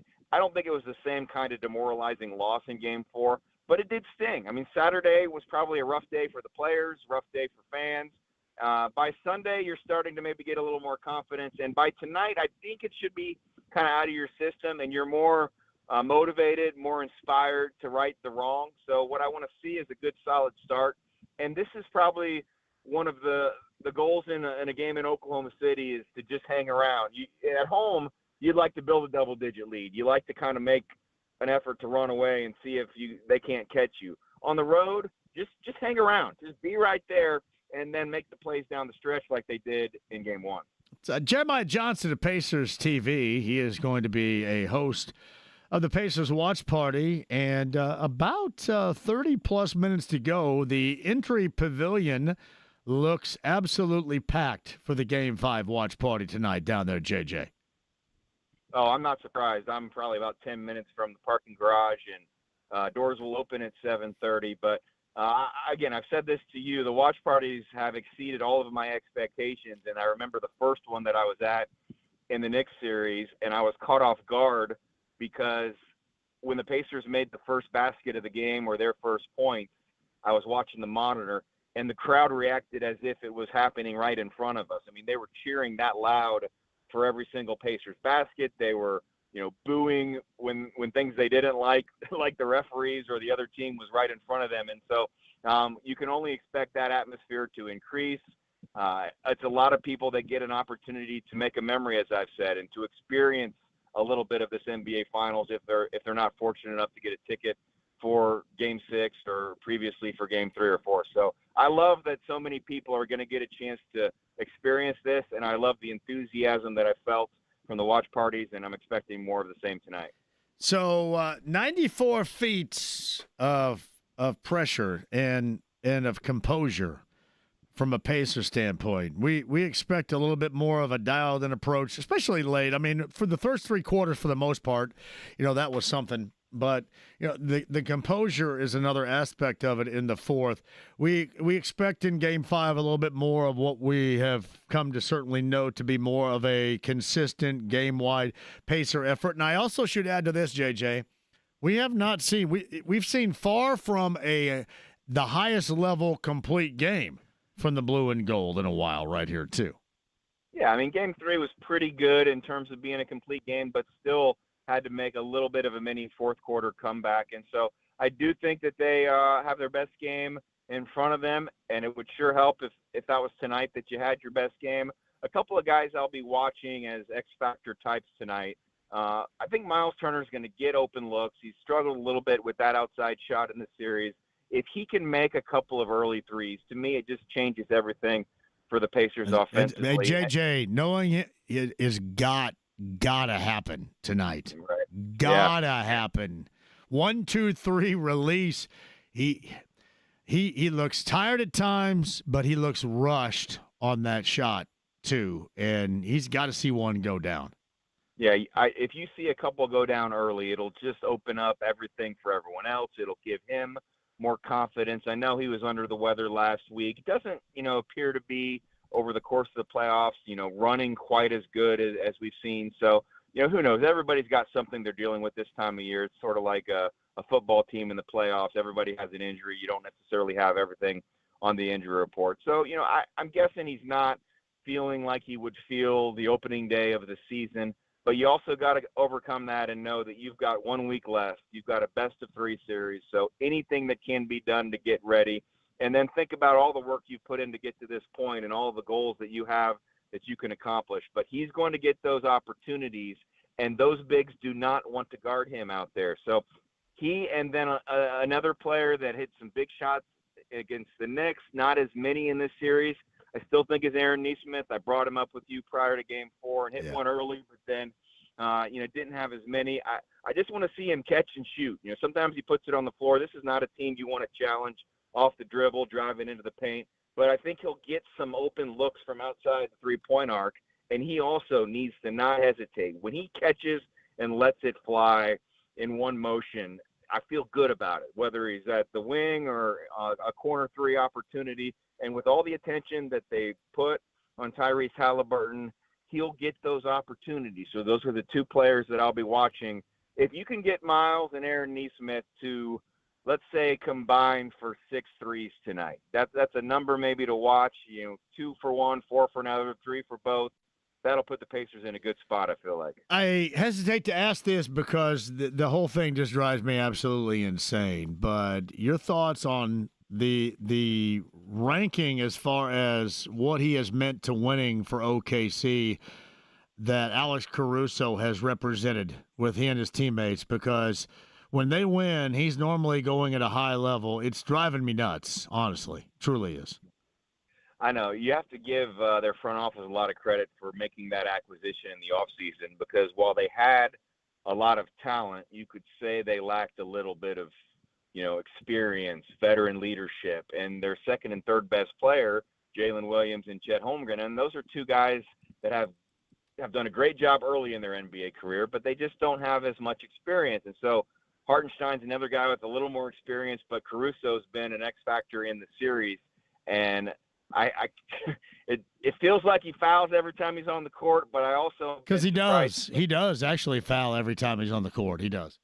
Yeah, and so it's not always going to be called. So that's, they're showing their physicality, but I guess I've been more surprised with the number of 3-point shots that he's been able to hit. So I still would dare him to shoot rather than Shai Gilgeous-Alexander in the mid-range. However, you got to if you sag off him a little bit, you got to help him recover pretty quickly. Mathurin's bounce back, he had really a game-changing effect in Game 3, one of the big reasons why the Pacers won, and then not so much in Game number 4. And obviously he has a great deal of inexperience in the postseason. We know that. But what are you expecting out of Benedict Mathurin coming up in Game 5 on the road tonight? I'll maintain what I said before Game 3 with you, in that if the Pacers are going to win this series, he will be a swing player, a difference maker in 2 of the wins. So he's been that in one of them. Of course, that was Game 3. I'm not sure if it'll be tonight or if it'll be in Game 6, but if the Pacers are to get 4 in the series, 2 of them will be games that Benedict Mathurin goes for at least 20. And the other ones, maybe he won't be as effective. His minutes probably aren't going to be as much as he would like, but if your offense struggles, and it can happen at times against Oklahoma City, Benedict Mathurin is someone who can fight through that. And he probably got a lot of criticism for the end of what happened in Game 4. He didn't walk onto the court till 90 seconds to play in the fourth quarter. So I'm not forgiving him or saying it's a valid excuse, but it is a little bit of an explanation, not quite being in the rhythm and then all of a sudden having to make those plays. And I still say when he went to the free throw line, outside of maybe Aaron Nesmith, he's the guy that I wanted to shoot those. Tyrese Halliburton for sure. So if you're needing a free throw, I would say Aaron Nesmith's my first choice, Tyrese Halliburton's my second, and I'll still put Benedict Mathurin there at number 3 because I don't ever think of the moment being too big for him. I'll chalk it up to just being one of those nights. Oftentimes when you shoot that first free throw, it kind of dictates what's going to happen from then on out.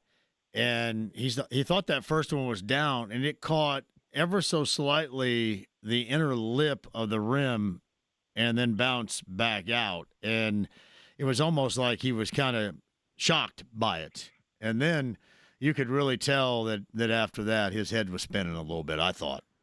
Yeah, and again, people will lump in those off-ball fouls as well. Yeah. I was a little surprised on those because it feels like when a team is down and they're trying to deny on the inbounds pass, there's a ton of contact all of the time. And the Thunder maybe they reacted to that contact to get those 2 foul calls. And so it was just not a great finish to the game, but it was also unfortunate that you had that lead and you lost it based on, some not efficient offensive play.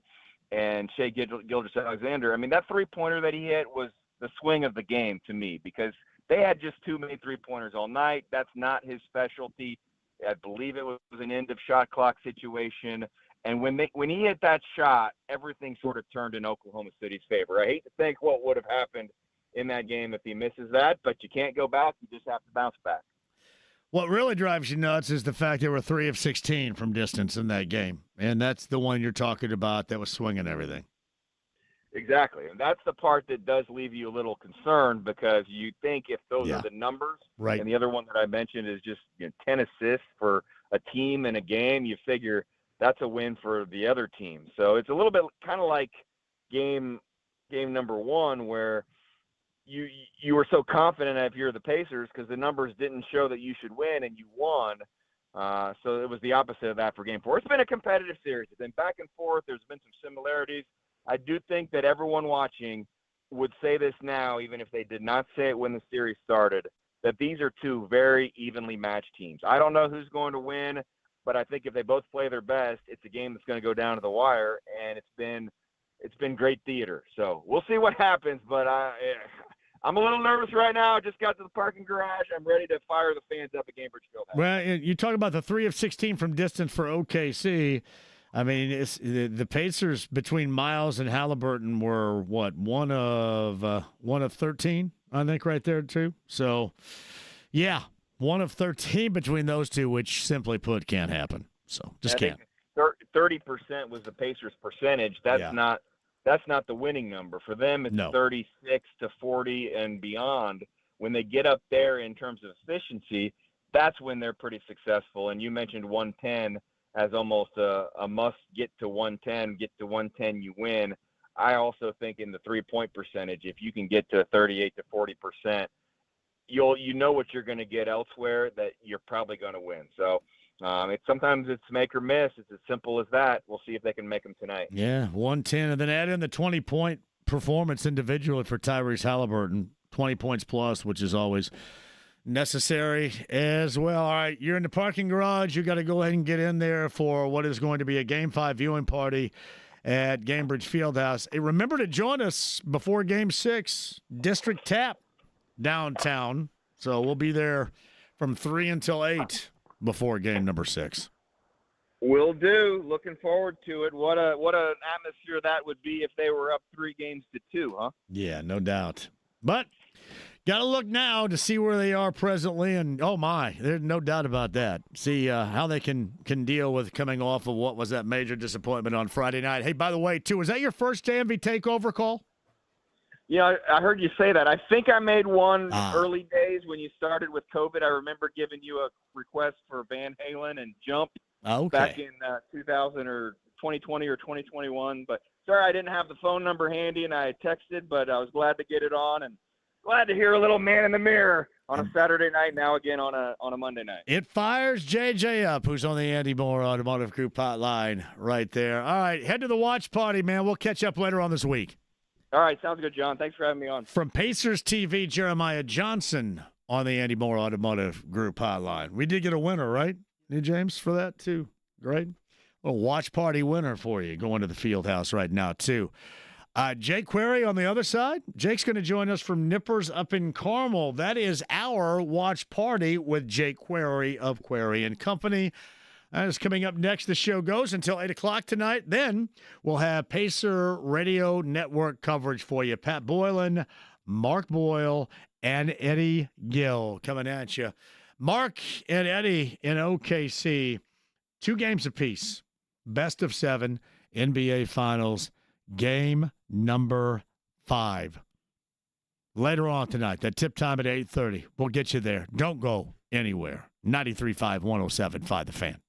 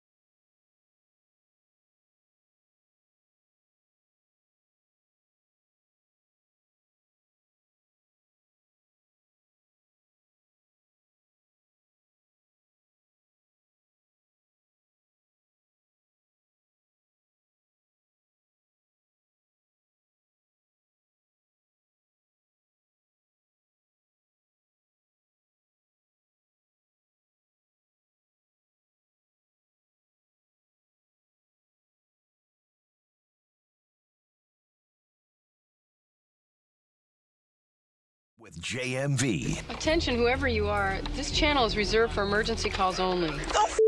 Lady, do I sound like I'm ordering a pizza? 93.5 and 107.5. The Fan.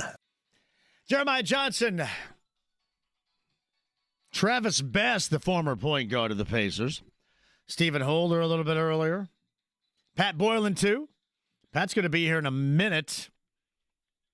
Actually, probably more than a minute, but not too far off of a minute. 8 o'clock tonight, you've got Pacer Radio Network, and 8:30 the tip time from Oklahoma City. Game 5 between the Pacers and the Thunder, tied at 2 games apiece. Meantime, on the Andy Moore Automotive Group hotline, I do not think, and there is a rare place that I have never been, either doing a show or just in general, Nippers Grill and Tap in Carmel would be one of those, and that's where, from Query and Company, our good friend Jake Query is staked out right now. Hello, Jake. How are you?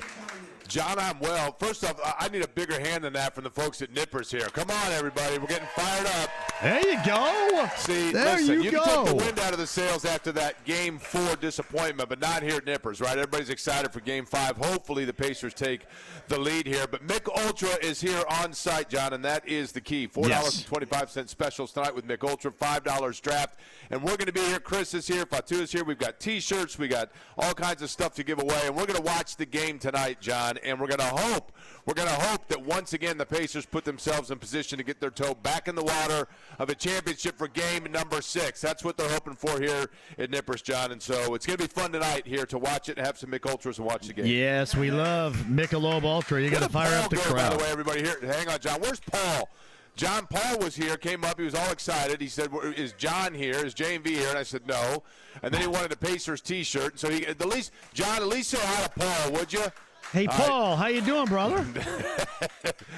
Paul's whistling. Also, my high school classmate Shannon is here. So if you're not the Shannon that I date, but Shannon, if you want to come talk to Shannon, she can tell you what a jackass I was from like 1987 to 1991. Let me tell she you can what, verify it, John. The world of Shannons, the lady Shannons love me, much like your Shannon loves me. So I'm really good with the Shannons. That's right. Yeah. That's right. You got it absolutely all the boards covered there, John. But I'll tell you what, it's a big one tonight, obviously. And I think that there's, I heard you and JJ talking about it, and you and I talked about it earlier too. You've got to put behind as fans, you've got to put behind the disappointment of Game 4. You just hope that the team is able to do it. But I think when these guys, what have they played, 100 games by now over the course of the year? So, you hope that obviously they've been able to kind of put behind them that disappointment of Game 4. Yeah, listen, that combined with a really good team at OKC is going to be difficult to do. There are a lot of trends, I think, Jake, when you think about tonight's game, that you're either going to embrace and hope they hold true, or you hope that it ends, because it's weird. We're at a point right now where we've seen the past 2 games. You and I had the crosstalk a little bit earlier. OKC was very OKC, or unlike them at the end of Game 3. Pacers, unlike the Pacers in the postseason at the end of Game number 4. So you certainly rather have that change. But the one thing you want to hold true is our mutual friend Mark Monteith talks about the Pacers and their resiliency. Part of what you love is their bounce-back quality, and you absolutely want to see that occur tonight at OKC. Yeah, no question about that. Look, the reality is that this team, it's been since March 10th since they've lost back-to-back, but this is a huge task, right? Going in to that place where Oklahoma City in the regular season only lost 1 game to an Eastern Conference team. So obviously it's a huge challenge. But, John, the one thing I look at, it's so funny because we talked earlier this week or last week about the fact that in the playoffs, when you win a playoff game, you feel like you're never going to lose another game. When you lose a playoff game, you wonder how in the world you even got there to begin with. And that's how psychologically things have changed. The reality is that I think Oklahoma City won 7.95 of the 8 quarters in the first 2 games.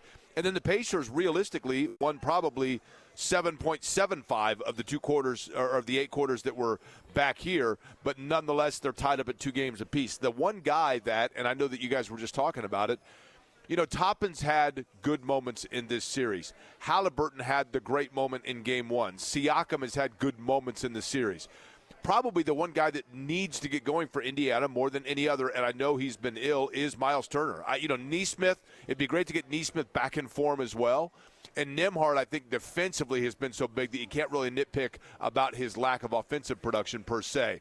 But Miles is the guy, John, to be that they've got to get Turner established, and they got to get him established early. Hey, Jake, and I think I mentioned this, and Bob Kravitz and I kind of agree on this, that he's going to end up doing a high ball screen action pick and pop, I think, out of the gate. And if you go back to game number 1, he did that as well, and he was long from that standpoint. And then the next shot he took from distance, he was short and really effective throughout, well, since the Knicks series certainly, but certainly in this series with OKC in the finals. You can tell he's searching for it right now. He's a guy that thrives in his own head in terms of confidence, which he has zero of right now. There is nobody out there that needs to hit a shot, needs to see a three go down for the sake of himself and his teammates than 33 tonight. And early and hopefully often for him. At least I think getting one early could lead to that. But there is no one that needs it right now more than he does. Yeah, I totally agree with that. And they've, John, it's not for, and again, I will give Turner the benefit of the doubt here in the fact that the illness that he had was limiting him and his level of energy. When they needed it most in Game 3 defensively, he was massive for them. But they've tried to get him involved from that three-point circle. They've tried, he was 0 for 6, I think, in Game 4. They've tried to get that going, and it's just so key because once he gets that shot dropping, then what that does is it backs the defense out then. And then once that happens, then you can get it down to Siakam, and that starts that whole rotation, that cycle they do with that kind of hybrid motion offense they run. But he is an important part of that. And it draws, obviously, their rebounders, Holmgren in particular, draws him or Hartenstein, either one, away from the basket. There are just so many key elements to Miles Turner being involved with them offensively. Yeah, it's Jake Query is with us from Query & Company, Nippers Grill and Tap with Michelob Ultra. It is a Game 5 watch party up in Carmel tonight. Check Jake out and go to Nippers and tell everybody we did say hello. The one stat that kind of jumped out to me from distance is OKC only hit 3. They were awful and still won. But when you look at the Pacers, they didn't shoot it very well either, 30%. But between Halliburton and Turner, they were 1 of 13. And rarely are you going to have much success if it's like that. Yeah, totally agree. Halliburton's another one, right, John? Let's be real. Halliburton I think Halliburton's an interesting case because there are some players that their offensive aggression then opens up their ability to score. And when I say their aggression, I mean attacking the basket and then scoring that way, and then that, I should say, facilitating for everybody to score. Then there are other players that it's their facilitation that then softens the defense and allows them to then be aggressive. And I think Halliburton's mindset is to get everybody else involved first and then get himself going in terms of getting to the glass. I think he's got to take it the other way around. I think he's got to get aggressive early. He's got to keep their defense honest, and then that opens everything up in terms of where he wants to move the ball and get the ball around. But he just has been at times, and there are flashes, right, John? That's what's frustrating. Yeah. There are flashes where Halliburton starts to show that aggression. He did it, obviously, in periods at the end of Game 4, and then the back-to-back three-point air balls, and you felt like he was forcing it a little bit. So there just has to be a balance there, and it feels like, and credit OKC's defense, but it feels like he's never gotten comfortable into that zone. No. Well, I'll be honest with you, Jake. I haven't propped up the OKC defense in the fourth as much as I have been critical of the Pacers offense because there's such a combination, and you were there too, much like I was, over-dribbling, no moving. With that, you have the lack of passing, stagnation, and then late clock circumstances and taking shots, which notoriously for the Pacers leads to horrific possessions and probably more times than not this season, no matter what game we're talking about, a negative outcome. Yeah, I would agree with that. I mean, look, I just thought the thing to me that was so enigmatic was at the end of that game in game number 4, how literally stalled they were offensively. I mean, it was not, and it wasn't just that they weren't getting people open. It's like they were almost not trying to get people open. The gears were literally just ground to a halt, and everyone, the standing around. I mean, it made me wonder, John, and I'm not saying this, I have nothing to base this on. And I'm not even saying it's the case, but it made me genuinely curious as to whether or not they all didn't somehow get the same illness bug that Miles had, because suddenly it was so out of character to see them that fatigued. And, we talked about Oklahoma City getting fatigued, but Oklahoma City's also young. Maybe that helped them out. I don't know. But it was a mystery to me why all of a sudden everything that they had made them the Pacers throughout the course of the year went away, and the worst 3 minutes and 45 seconds for it possibly to go away. But maybe you also give credit to the Thunder for that. Maybe that's on the Thunder. Yeah, it's a lot, certainly in this game number 5 tonight that is in the swing category. We're going to take a break in a second and bring you back, but I did want you to talk about the menu there at Nippers for your watch party with Michelob Ultra. What we got on that bad boy menu? You got one in front of you right there? You know what? I actually need to get a Mick Ultra over, and I'll have Chris grab me a menu real quick. I can tell you right now. I'll tell you what I'm craving if I can get a menu over here. Yes. What I'm craving right now, here we go. There we go. We got a menu right here. All right, John, the buffalo chicken dip? Okay. I think the buffalo chicken dip sounds pretty good. The buffalo chicken egg roll sounds – I might have to go with that. Now, you know me, I'm a salad guy, John. I'm looking to see if they have cottage cheese for you. That's what I was looking for, too, myself. Pizza anyway, and then – okay, now, here's a couple – the ribeye steak dinner. Yes. How about a ribeye steak dinner? Right. The ribeye steak dinner gets a big applause here all right. Ribeye steak dinner. What about the BYO quesadilla? I'm a quesadilla guy. There we go. All right. Quesadilla seems popular. The rice bowl, chicken Philly sandwich. They got a little everything here. Nashville hot chicken sandwich. Listen, I love it. But I think the pizza any way I want it. I might have to go that route. There's a lot, John. What do you want me to bring you back tomorrow? Some Pile High nachos? Mac and cheese bites? Man, I'll look at it. Listen, I know that it's great. So far, the ribeye steak dinner appears to be the clubhouse leader. Yeah. Okay. Well, I can rock a little bit of that with the protein right there. I can do that. There you go. So, yeah. What about the rice bowl? You want a rice bowl? I haven't had grain in a while, Jake. Okay. No, hold on. They got a ribeye steak dinner. They also got a ribeye steak sandwich. Now, what? Now, see, there you go. The ribeye steak sandwich gets a big hand, too. Okay. All right. I haven't had bread in It sounds like year. a little everything. And the bottom line is all of it goes perfectly with a Mick Ultra, right? Yes, so no doubt. I did have get some Mick Ultras for everybody. I did have 10 of those. Now, Nippers Grill and Tap is where you are with Michelob Ultra and Carmel. 116th and Range Line. Did you know that downtown at Pivot on Friday leading up to game number 4, we ran Pivot out of Michelob Ultra? Did you really? I think I had a great deal to do with that because that is beautiful. I think I had about 15. Well, we are not tonight. Well, listen, I'd love to run out of Mick Ultra here tonight because it means that people are enjoying it. But we also have Mick Ultra Zero here as well. But if you'd like a Mick Ultra, we'd love to have you up here at 116th and Range Line. All right, we'll take a break, come back. Jake, final time with you. You sit tight right there from Nippers Grill and Tap. 116 is Jake's location in Carmel with, as you can tell, a great watch party crowd in the background. And our friends from Michelob Ultra bring Jake and the watch party to you. Nippers Grill and Tap, that is in Carmel. Jake joins us coming up as we go stretch run on the other side until 8 o'clock with the Pacers Radio Network. Pat Boylan, Mark Boyle, Eddie Gill to join at the top of the hour. Game 5, Pacers and Thunder tied at 2 games apiece in the NBA Finals. Game 7 game series, I should say, in terms of being tied 2-all. Game 5 is tonight. You can hear it right here, 93.5, 107.5 The Fan.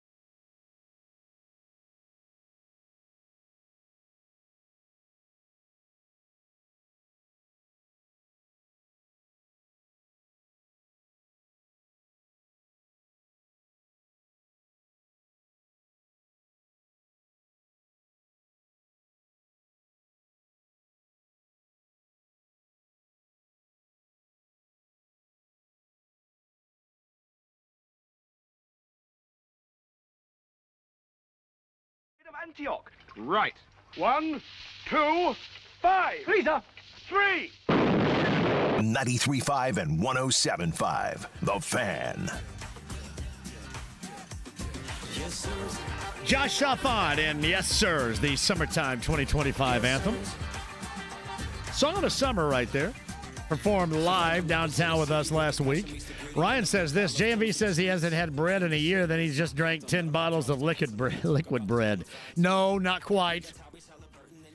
I think I had 10 Michelob Ultras, and I also had 2 protein bars, so it all evened out. Feel pretty good about it. Nippers in Carmel. Grill and Tap is the location from Query and Company. The host, Jake Query, is with us with Michelob Ultra right now. It is the viewing party going on up in Carmel. Hello, Jake. John, how about this? We got to say hello. Now, we are here at Nippers, 116th and Rangeline. By the way, poker night tonight. 5 nights a week they got poker here at Nippers, right? But we got to say hello to Nick Ward. Nick Ward, whose parents own Nippers, is listening to us along with his wife, their child, and his in-laws in Colombia, 2,500 miles from here, the country of Colombia.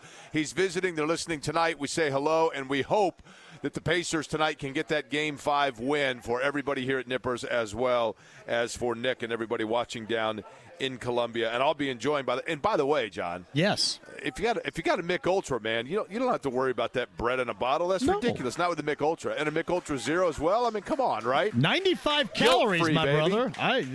Come on. I'm with you. I'm with you 100% on that. Calories. And I was already working from a negative number anyway because I played a little hoop prior to. So, yes, I'm just fine right there. On. Yes, I know what I'm doing with this. I do. I know what I'm doing. You're fine. Hey, by the fine. way, No question about it. You think that's the most listeners in the country of Colombia we've ever had at one time on the show? Yes. Five of them. Yes, we are huge in Colombia, right? Bring it on, Bogota. Magnus Pelkowski's family is probably listening as well. That's about it. Shout out to Medellin, everybody. Let's do it in Colombia. That's right. That's exactly right. Yep. Oh, that is really cool. And you got a Game 5. Any thoughts? Got a couple of minutes remaining before I cut you loose here. Any thoughts about Game 5? Yeah, listen, what we talked about, I want to see. I think it's really key in the first 4 I'll say 4. In the first 4 possessions, I want to see at least an attempt of a Miles Turner 3, and I really want to see Halliburton at least once try to get to the basket and just open things up and spread them out a little bit. And, John, the other thing is if you get down – we saw this in Game 1. You get down, say, 10 or 12, which at some point they're probably going to do. You just got to weather that storm because, they – look at the way they chipped away at it in Game 1. You cannot let the roof cave in. That place is going to be loud. It's going to be, that they're going to have the same feeling in Oklahoma City like Pacer fans did here in Game 4, feeling like they are, if they get it, they're a win away. And so it's going to be very, very amplified, and you got to weather that storm and get through it. And I'm certainly hopeful they're able to do it. He's Jake Query at Nippers. Now, is this your first time at Nippers? It is, actually. And, look, same ownership here. This is what you love. Whenever you get an ownership, it's, they've had it for 18 years here. The bar's been around for a long time, but same ownership family now for 18 years. Like I mentioned, the poker 5 nights a week. They got dartboards. They got TV screens here. Great food. So it's one of those places, John, and this is what I love about it, 116th and Rangeline, but you can tell right when you walk in.